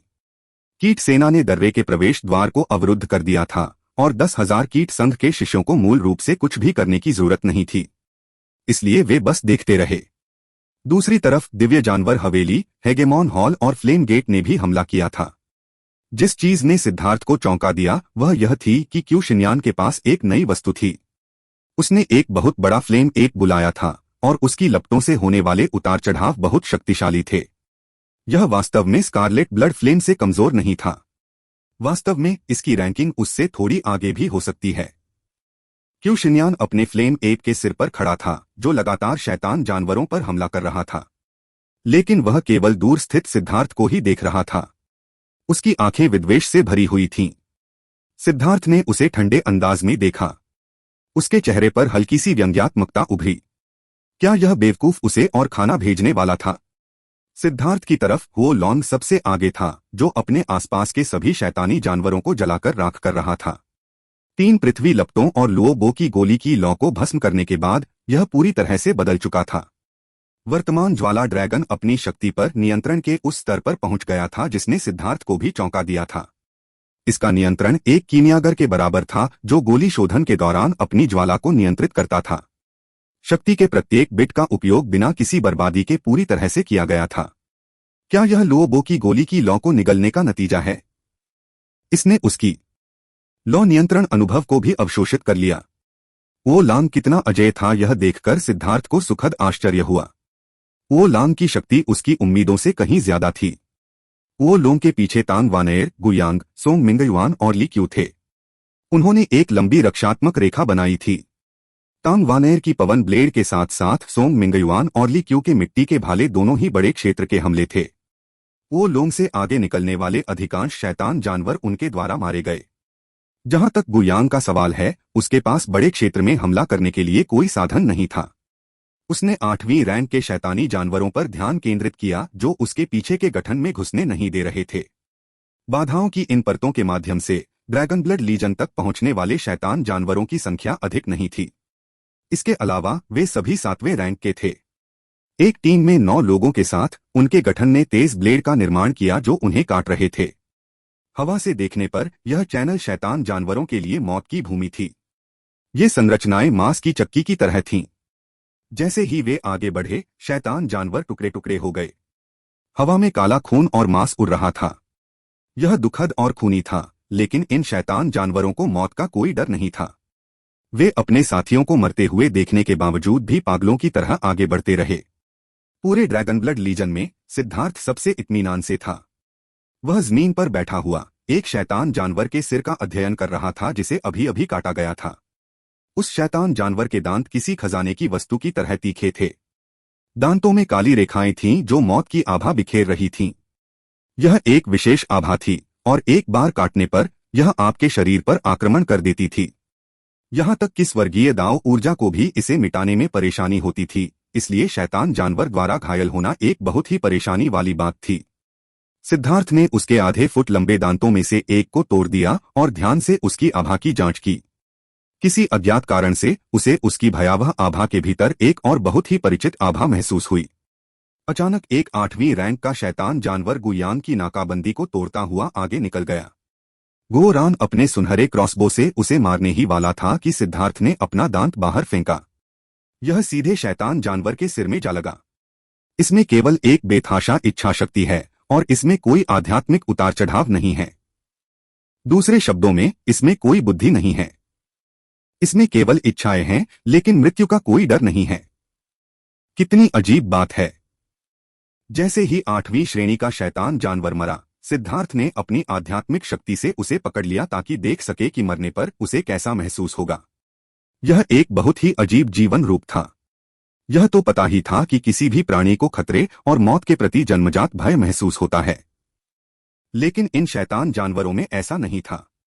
उनमें आध्यात्मिक उतार चढ़ाव भी नहीं था। यदि उनके शरीर मांस से बने न होते तो सिद्धार्थ को संदेह होता कि वे लोगों को मारने के लिए बनाई गई कठपुतलियां हैं। कठपुतलियां, वे वास्तव में कठपुतलियों की तरह हैं। सिद्धार्थ की आंखें चमक उठीं। ये शैतान जानवर एक तरह की कठपुतली की तरह थे। उनके हमले व्यावहारिक रूप से सहज थे और यही कठपुतली का मूल स्वभाव था। यह है। सिद्धार्थ ने शैतान जानवर की छाती में हाथ डाला और एक काला पत्थर निकाला। पत्थर का आकार एक बच्चे की मुट्ठी जितना था और उस पर ऐसी लकीरें थीं जो रेंगते हुए सेंटीपीड की तरह थीं। यह बहुत ही भयानक लग रहा था, लेकिन उसने इस पत्थर के भीतर एक और तरह के ऊर्जा उतार चढ़ाव को भी महसूस किया। वह अचानक चिल्लाया, ये युवान ऊर्जा उतार चढ़ाव हैं। यह व्यावहारिक रूप से युवा स्पिरिट स्टोन से होने वाले उतार चढ़ाव जैसा ही है। सिद्धार्थ अचंभित हुए बिना नहीं रह सका। ये शैतान जानवर युवा स्पिरिट स्टोन का उत्पादन कर सकते हैं? यह बकवास था। युवा स्पिरिट स्टोन का खनन किया गया था। शैतान जानवर के कोर युवान स्पिरिट स्टोन कैसे बन सकते हैं? जब उसने ध्यान से इसे महसूस किया तो उसने पाया कि शैतान जानवर के कोर की ऊर्जा का केवल एक छोटा हिस्सा युवान आध्यात्मिक ऊर्जा था। अंदर की ऊर्जा जटिल थी। युवान आध्यात्मिक ऊर्जा इसकी ऊर्जा का केवल 10वां हिस्सा थी। शेष 90% एक उन्मत्त अंधकारमय प्रकार की ऊर्जा थी और उस तरह की ऊर्जा साधकों के लिए जहर थी। इस तरह से युवान आध्यात्मिक ऊर्जा निकालने का कोई तरीका नहीं था, इसलिए इस पत्थर का उपयोग करने का कोई तरीका नहीं था। थोड़ी देर तक अध्ययन करने के बाद सिद्धार्थ रुक गया और ड्रैगन ब्लड लीजन की लड़ाई पर ध्यान देना शुरू कर दिया। हाँ, मैंने 375 अंक बनाए हैं, ड्रैगन मार्क योद्धा ने चिल्लाते हुए कहा क्योंकि उसने उत्साह से शैतान जानवरों को मार डाला था। युद्ध शुरू हुए अभी 2 घंटे भी नहीं हुए थे, लेकिन एक साधारण आंतरिक संप्रदाय के शिष्य ने 375 अंक बना लिए थे। यह सोने की खान जैसा था। यहां 2 घंटे काम करना 3 महीने के राशन से भी ज्यादा था। इसमें कोई आश्चर्य नहीं था कि वह इतना उत्साहित था। आखिरकार ये अंक उसने अपनी शक्ति से अर्जित किए थे। 300 अंकों में क्या आश्चर्य है? मैं पहले ही 500 पर हूं, लेकिन क्या तुमने मुझे कुछ कहते हुए देखा? ड्रैगन ब्लड योद्धाओं में से एक ने चिल्लाकर कहा। क्या तुम सोचते हो कि तुम शांत हो? अगर तुम थोड़ा जोर से चिल्लाओ तो मैं शर्त लगाता हूं कि लोग तुम्हारे उत्साह को पूर्वी बंजर भूमि तक सुन पाएंगे। उसके बगल में खड़े ड्रैगन ब्लड योद्धाओं में से एक ने दहाड़ते हुए कहा। उस व्यक्ति की चिल्लाहट से उसके कान बज रहे थे। प्रमुख गुयांग, आप क्या कर रहे हैं? ड्रैगन ब्लड योद्धा ने पूछा। 27 गुयांग ने उत्तर दिया। 27? नामुमकिन। रुको, हजारों में? 10,000? हर कोई चौंक गया। गुयांग, जो अभी अभी 8वें रैंक के शैतान जानवरों का प्रभारी था, जो आगे निकल गया था, पहले ही 2 लाख से अधिक अंक प्राप्त कर चुका था। तो क्या तांग वानर 1 मिलियन से अधिक नहीं होगा? सिद्धार्थ ने अपने कंगन को देखा और पाया कि वह 3,270,000 अंक तक पहुंच गया था। वो लॉन्ग अविश्वसनीय रूप से शक्तिशाली था, कीमिया और युद्ध में बेजोड़ था। यह अज्ञात था कि जुआनटियन दाओ संप्रदाय किस गुप्त तकनीक का उपयोग कर रहा था ताकि हुओ लॉन्ग द्वारा मारे गए शैतान जानवरों की गिनती उसके कंगन से की जा सके। अरे, क्या तुम ध्यान केंद्रित कर सकती हो? या फिर तुम दिन खत्म होने तक बातें करती रहोगी? बहन वानर, ये भाई बोरियत के कारण आलसी हो रहे हैं। कुछ और अंक आने दो, गोरान ने रोते हुए कहा। गोरान ने देखा कि ये बच्चे बहुत घमंडी हो रहे हैं। अपना डर भूलकर उनका आत्मविश्वास बढ़ गया है। अब समय आ गया था कि उन्हें कुछ और काम दिया जाए ताकि वे थोड़ा तनाव में आ जाएं। तांग वानर ने अपने हमले की सीमा को थोड़ा कम कर दिया। परिणामस्वरूप शैतान जानवरों का एक विशाल झुंड आगे बढ़ गया। ड्रैगन मार्क योद्धाओं ने दहाड़ते हुए कत्लेआम शुरू कर दिया। अपने डर को त्यागने के बाद, अपनी घबराहट को दूर करने के बाद, ड्रैगन ब्लड योद्धाओं द्वारा कई लड़ाइयों के माध्यम से नेतृत्व किए जाने के बाद, ड्रैगन मार्क योद्धाओं को आखिरकार एक लड़ाई की भावना मिल गई थी। उनके और ड्रैगन ब्लड योद्धाओं के बीच का अंतर तेजी से कम हो रहा था। सिद्धार्थ की टीम के लिए यह बहुत आसान था, जबकि अन्य गुटों का प्रदर्शन भी लगभग ऐसा ही था। हालांकि दिव्य जानवर हवेली और हेगेमॉन हॉल दोनों ने पहले ही अपने हमले की सीमा का विस्तार कर लिया था। वे सिर्फ अपने चैनल की रक्षा करने के लिए तैयार नहीं थे। यान मोचेन, हान युनशान और वेई चांगहाई 100 मील आगे बढ़ चुके थे और नजर आने वाले किसी भी शैतान जानवर का वध कर रहे थे।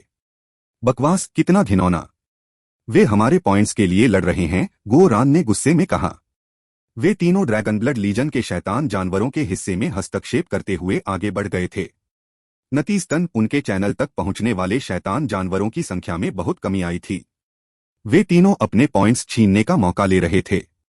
हालांकि हर गुट के पास लोगों को मोर्चे पर भेजने की क्षमता नहीं थी। केवल दिव्य जानवर हवेली और हेगेमॉन हॉल ही लोगों को बाहर भेजने के बाद अपने चैनल की सुरक्षित रूप से रक्षा करने में सक्षम थे।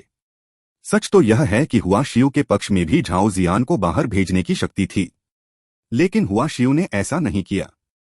इसके बजाय वह अपनी मूल लय के अनुसार जारी रही। जहां तक 10,000 कीटों के संघ की बात है, जब वांग जेन ने देखा कि सिद्धार्थ कुछ नहीं कर रहा है, तो उसे भी कुछ एहसास हुआ। अगर वह खुद ही सभी शैतान जानवरों को मारता रहा, तो उसके लोगों के पास कुछ नहीं रह जाएगा। उसने अपने अधीनस्थों के लिए कुछ शैतान जानवरों को जाने देने का रास्ता खोल दिया।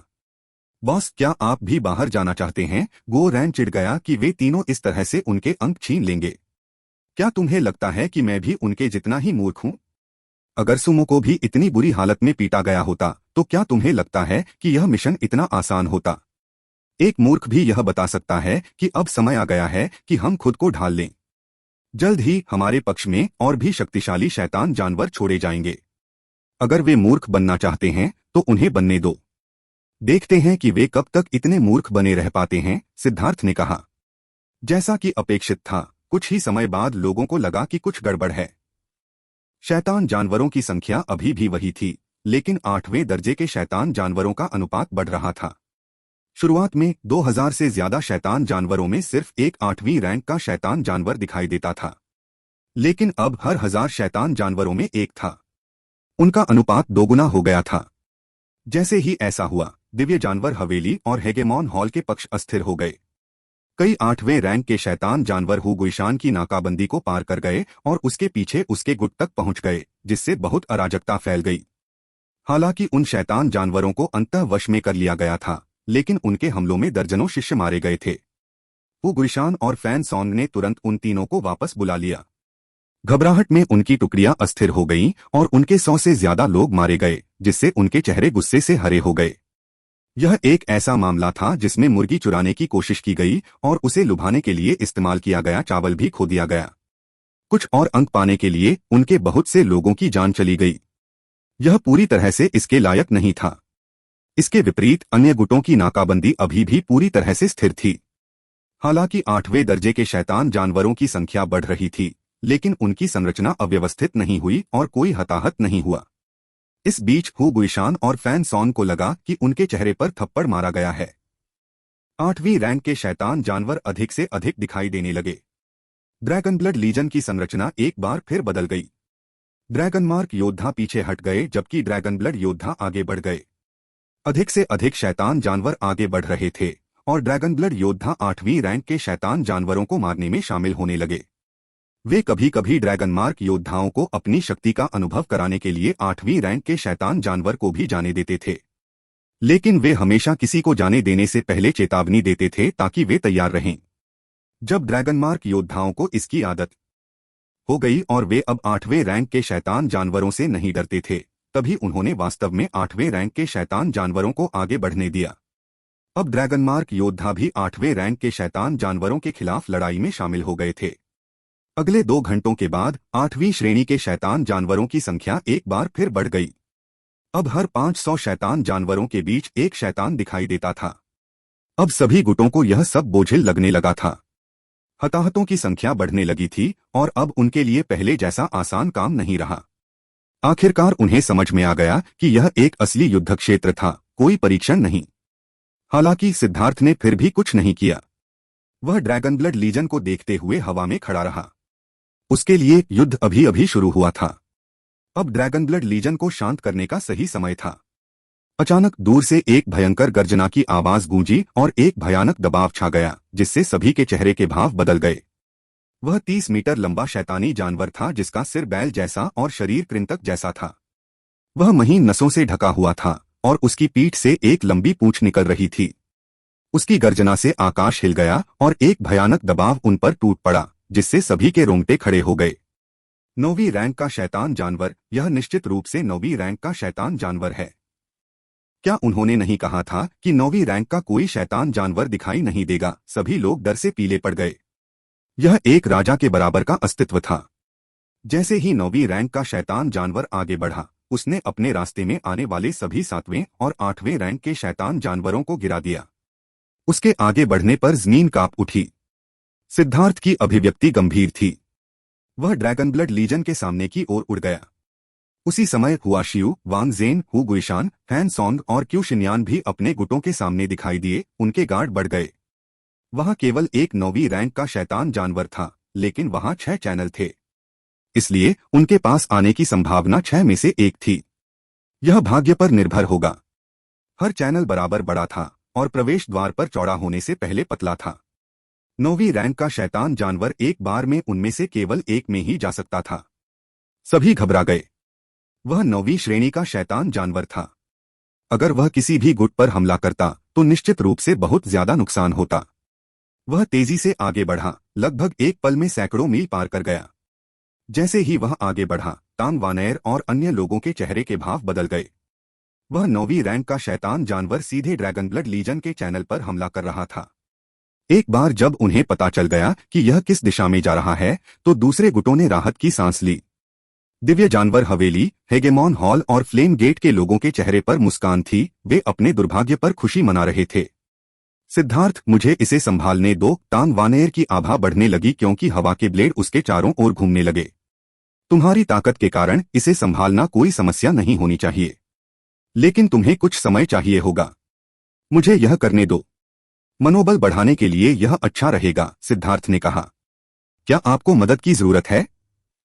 जैसे ही सिद्धार्थ हमला करने वाला था, अप्रत्याशित रूप से पड़ोसी हुआ शियू ने सहायता की पेशकश की। धन्यवाद। जब मैं चीजों को संभाल नहीं पाऊंगा तो मैं निश्चित रूप से आपकी मदद मांगूंगा, सिद्धार्थ ने मुस्कुराते हुए मना कर दिया। उसके पीछे के पंख फड़फड़ाए और वह 9वीं रैंक के शैतान जानवर पर बिजली की तरह उछल पड़ा। ड्रैगन ब्लड लीजन के सभी सदस्यों के दिल दहल गए। वह एक भयानक 9वीं रैंक का शैतान जानवर था। यह जानते हुए भी कि सिद्धार्थ अविश्वसनीय रूप से शक्तिशाली था, वे अभी भी चिंतित थे। बस 9वीं रैंक के शैतान जानवर ने सिद्धार्थ को देखा और उसके शरीर पर अनगिनत काली रेखाएं चमक उठीं। उसने अपना मुंह खोला और सिद्धार्थ पर एक काली किरण फेंकी। सिद्धार्थ के चारों ओर गड़गड़ाहट गूंज उठी और वह अचानक काली किरण से बचते हुए एक ओर चला गया। किरण चैनल की दीवार से टकराई और दुनिया बुरी तरह कांप उठी। इसकी शक्ति से कई लोग हवा में उछल गए। हालांकि दीवार ठीक थी। इसके बजाय यह आसपास के शैतान जानवर थे जो उस हमले से उड़ गए। इसने सभी की खोपड़ी सुन्न कर दी। यह वास्तव में एक राजा के बराबर 9वीं रैंक के शैतान जानवर होने के योग्य था। यह हमला उनमें से किसी को भी तुरंत मारने के लिए पर्याप्त था। सिद्धार्थ लगातार आगे बढ़ता रहा और 9वीं रैंक के शैतान जानवर को उस पर निशाना साधने का कोई मौका नहीं दिया। जैसे ही उसने लाइटनिंग बॉडी ब्लिंक को चरम पर पहुंचाया, कुछ ही चमक में वह उसके सामने प्रकट हो गया। 9वीं रैंक के शैतान जानवर ने एक विशाल पंजा बाहर निकाला। जैसे ही सिद्धार्थ ने उसे चकमा दिया, एक लंबी पूंछ अचानक उसकी ओर बढ़ी। सिद्धार्थ हवा में उछला, लेकिन बाल उससे बच गया। पूंछ पर हल्के से पैर पटकते हुए वह उसकी पीठ पर पलट गया। उसकी छोटी छोटी छलांगें बहुत ही सफाई से और कुशलता से की गई थीं, लोगों को आश्चर्यचकित कर देने वाली। भयानक 9वीं रैंक के शैतान जानवर के हमलों को सिद्धार्थ ने केवल एक बाल की दूरी से चकमा दिया। यह अविश्वसनीय रूप से खतरनाक था, लेकिन उस खतरे के बावजूद सिद्धार्थ का हाव भाव अभी भी उदासीन था। ऐसा लग रहा था जैसे वह जानबूझकर 9वीं रैंक के शैतान जानवर के साथ मिलकर रोमांचक शो कर रहा था। जैसे ही वह उसकी पीठ पर कूदा, सिद्धार्थ के हाथों में एक रक्तरंग की कृपान दिखाई दी। स्वर्ग को विभाजित करें दो। खून के रंग की तलवार की छवि नीचे गिरी, जिससे लोगों की आंखें चौंधिया गईं। 9वें दर्जे के शैतानी जानवर का सिर हवा में ऊंचा उठ गया, उसका काला खून हर जगह फैल गया। एक बार जब उसका सिर काट दिया गया, तब भी वह रुका नहीं। उसके सिरहीन शरीर की गति उसे दर्जनों मील तक आगे ले गई। वह लगभग ड्रैगन ब्लड लीजन तक पहुंच गया, फिर आखिरकार रुक गया। सिद्धार्थ उसके ऊपर आ गया। उस पर खड़े होकर उसने ड्रैगन ब्लड लीजन के लिए विजय मुद्रा बना ली। ठीक इसी समय एक बड़ा सिर आसमान से गिरा और लाश के ठीक सामने आ गिरा, जैसे कि वह जानबूझकर वहां उतरने की कोशिश कर रहा था। यह 9वें दर्जे के शैतान जानवर की गर्दन के ठीक सामने था। बॉस बहुत शक्तिशाली है। कुछ क्षण के मौन के बाद ड्रैगन ब्लड लीजन जोरदार जयकारे लगाने लगा। 9वीं श्रेणी के शैतान जानवर को समुद्री विस्तार क्षेत्र में किसी के एक ही वार से मार दिया गया था। ऐसा करने में और कौन सक्षम था? अगर सिद्धार्थ ने इसे मारने के लिए अपनी पूरी शक्ति लगा दी होती तो यह एक बात होती, लेकिन सिद्धार्थ ने अपनी आभा भी नहीं छोड़ी थी। यह तो बस उसकी कृपाण का एक आसान वार था। ऐसा लग रहा था जैसे उसने किसी भयानक 9वीं श्रेणी के शैतान जानवर को नहीं, बल्कि एक खरगोश को मारा हो। यह इतना सरल, इतना आसान था। यह सुनकर सभी चौंक गए। तांग वानेर ने सिद्धार्थ को श्रद्धा से देखा। उसे सबसे ज्यादा अच्छा लगा जब सिद्धार्थ ने अपना दबंग पक्ष दिखाया। उआ शियू की आंखें भी चमक उठीं। सिद्धार्थ का हमला वाकई बहुत ही चौंकाने वाला था। उन्होंने युद्ध की रणनीति का सच्चा सार प्रदर्शित किया था, जिसमें सबसे कम कीमत पर सबसे बड़ा लाभ प्राप्त किया गया था। सच तो यह है कि जैसे ही सिद्धार्थ ने 9वीं श्रेणी के शैतान जानवर को देखा, उसने उसके शरीर की बनावट से यह निर्धारित कर लिया था कि यह एक शक्तिशाली प्राणी है। इसकी चपलता बहुत कमजोर थी, इसलिए जब वह उस ओर दौड़ रहा था तो वह हर समय शक्ति जमा कर रहा था ताकि उसे एक ही झटके में मार गिराने का अवसर मिल सके। अगर वह काफी प्रभावी था तो बस एक ही हमला काफी था। यह हमला सरल लग रहा था, लेकिन वास्तव में यह सिद्धार्थ की असली युद्ध शक्तियों का प्रदर्शन था। इसके लिए तेज दृष्टि, सटीक निर्णय, शक्ति पर बहुत नियंत्रण और सबसे महत्वपूर्ण पूर्ण आत्मविश्वास की आवश्यकता थी। अगर यह हमला उसे मारने में कामयाब नहीं होता तो 9वीं रैंक का शैतान जानवर ड्रैगन ब्लड लीजन के माध्यम से हमला कर देता। यही कारण था कि इस एक निर्दोष हमले ने लोगों को और भी अधिक उत्साहित और भावुक बना दिया। 9वीं श्रेणी के शैतान जानवर उतने डरावने नहीं हैं जितना आप सोचते हैं। लड़ाई के दौरान सबसे महत्वपूर्ण बात आपकी अवलोकन कौशल है। जब तक आप अपने प्रतिद्वंद्वी की घातक कमजोरी को समझ सकते हैं, वे गोभी की तरह हैं जो आपकी कटाई का इंतजार कर रहे हैं। सभी लोग हत्या करना जारी रखें, सिद्धार्थ ने लाश से कूदते हुए कहा। ड्रैगन ब्लड लीजन के योद्धाओं ने दहाड़ते हुए पूरी ताकत से हमला किया। सिद्धार्थ के हमले ने उनके मनोबल को अभूतपूर्व ऊंचाई तक बढ़ा दिया था। उन्हें ऐसा लग रहा था कि उनके शरीर में इतनी ऊर्जा भर गई है कि अगर वे पूरी ताकत से हमला न करें तो उनकी ऊर्जा के कारण उनके शरीर में विस्फोट हो जाएगा। क्या शानदार हमला था! एक अद्भुत कृपाण और उससे भी अधिक अद्भुत आदमी। यह अज्ञात था कि स्वर्ग महिला गठबंधन में कितनी युवतियां इस हमले से प्रभावित हुई थीं। एक महिला के लिए इस तरह के दबंग प्रदर्शन में घातक आकर्षण था। साधना जगत की महिलाओं के लिए पुरुष जितना अधिक दबंग होगा, वह उतनी ही अधिक प्रेरक होगी। और सिद्धार्थ का दबंग पक्ष अन्य लोगों से अलग था। उसने इसे कभी जानबूझकर प्रदर्शित नहीं किया, यह बस अपने आप ही प्रकट हो जाता था। यह आमतौर पर उसकी हड्डियों में या यहां तक कि उसकी आत्मा में छिपा होता था। हुआ शिव ने डांटा, प्रेम में पागल मूर्खों की तरह युद्ध के मैदान में विचलित मत होइए। लेकिन वह हमला वास्तव में सुंदर था, यहां तक कि झाओ जियान भी भावनात्मक रूप से आहें भरने से खुद को रोक नहीं सका। तुम, हुआ शिव ने उसे घूर कर देखा। झाओ जियान ने अपनी जीभ बाहर निकाली और कुछ नहीं कहा। हालांकि सिद्धार्थ के हमले ने सभी को स्तब्ध कर दिया था, लेकिन कुछ लोग ईर्ष्यालु और असहज भी थे। 9वीं श्रेणी के शैतान जानवर को मारने के बाद सिद्धार्थ ने उसकी छाती से एक क्रिस्टल कोर निकाला। उसने विशाल युआन आध्यात्मिक ऊर्जा को महसूस किया। इस कोर के अंदर मौजूद युआन आध्यात्मिक ऊर्जा 8वें दर्जे के शैतान जानवर की ऊर्जा से सैकड़ों गुना ज्यादा शक्तिशाली थी। यह लगभग युवा स्पिरिट स्टोन पाने के बराबर था। लेकिन पिछले कोर की तरह ही युआन आध्यात्मिक ऊर्जा ने इसकी कुल ऊर्जा का केवल 10वां हिस्सा ही लिया। बाकी बेकार ऊर्जा थी जो पूरी तरह से इसके साथ उलझी हुई थी। इसे निकालना बहुत मुश्किल होगा। युवा स्पिरिट स्टोन के बारे में सोचते हुए सिद्धार्थ मुस्कुराया। फाउंडेशन फोर्जिंग के शिष्यों के लिए वे अमूल्य खजाने थे, और उसके पास उनमें से 1 अरब से भी ज्यादा थे। मूल रूप से सिद्धार्थ कुछ संसाधनों के लिए झेंग वेनलोंग को कुछ बेचने के बारे में सोच रहा था, लेकिन इससे पहले कि वह उस योजना पर आगे बढ़ता, ड्रैगन ब्लड लीजन की संपत्ति आसमान छू रही थी।